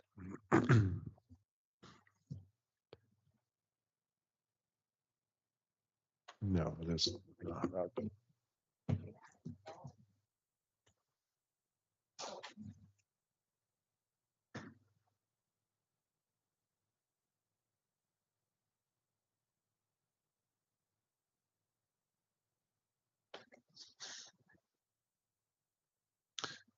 As I've stated in the past, one of the items that this system is not particularly good at is last minute items like this, and I apologize for it. But once the agenda is set on here, there's really no other way to go through this, and I wouldn't do it if I didn't feel it was important at this time.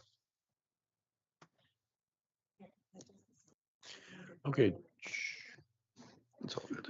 It should be there for you now, Mayor Creasy. It's to amend the main motion to read as such with the additional 170,000 added in. Okay.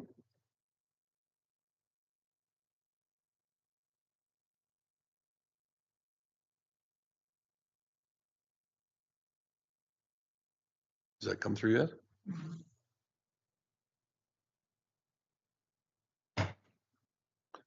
So mine's on about the 11.8 million.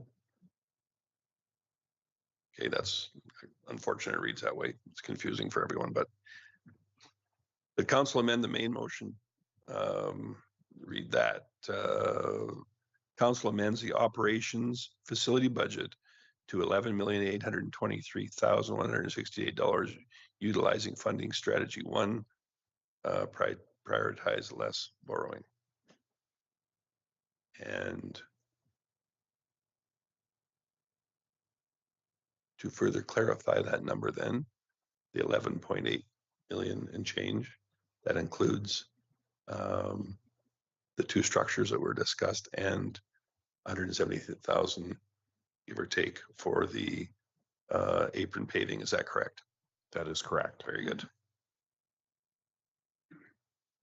Accomplishes the same thing in the end. So thank you for that.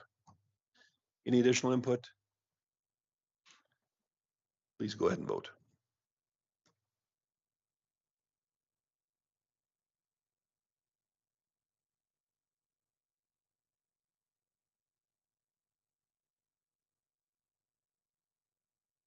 And that is passed narrowly by 5-2 margin. Councillors Hibbs and Gullickson voting against.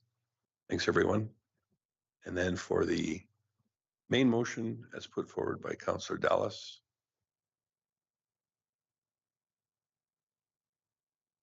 that has been amended. We'll wait for it to come up with the correct wording and amount. Mhm.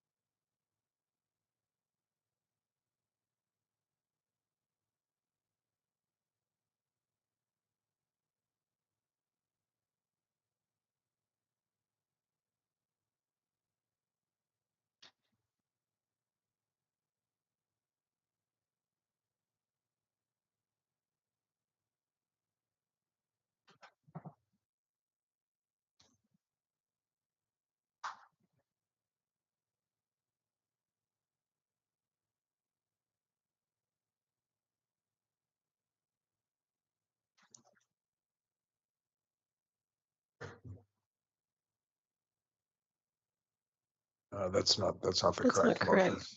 Yeah.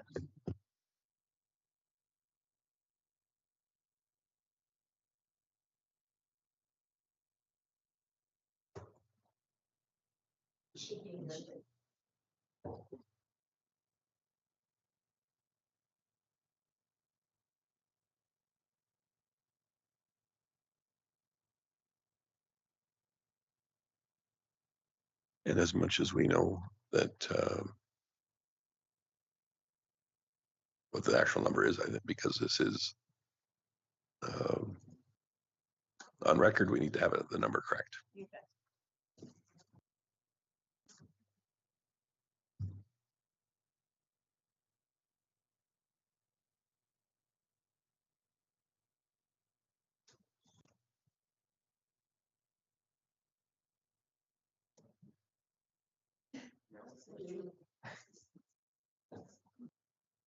Voting now. Not quite yet. So, Councillor Dallas, did you have the prioritize less borrowing in the motion that you read? The motion that I read states strategy option 1, minimize borrowing. Okay, thank you. That's fine. It says the same thing. That's I just didn't recall that portion. Don't follow me. Very good. So I believe that had excuse has been corrected. And the main motion now reads that council amends the operations facility budget to $11,823,166 utilizing funding strategy, prioritize less borrowing. Any additional input? Very good. Go ahead and vote.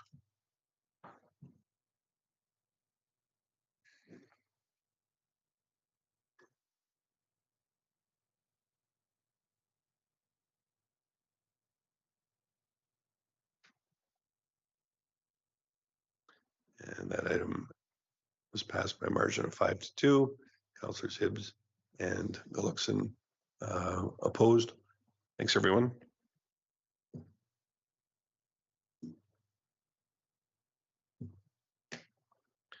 That takes us to section 7. Notices of motion. Councillor Ross. Thank you, Mayor Creasy. I'll just read the notice of motion. The council directs administration to investigate the use of subclassing residential property in brackets as defined in section 297 brackets 2 of the Municipal Government Act to encourage property owners to maintain their properties in compliance with the community standards bylaw. Thank you.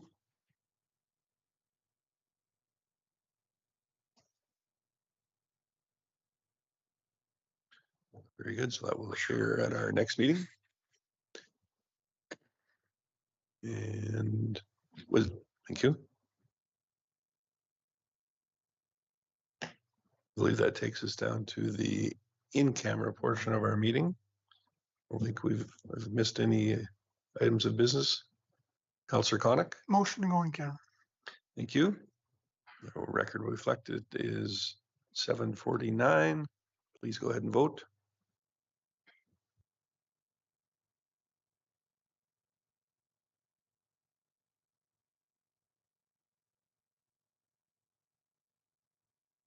And that is unanimously in favor. And once indicated from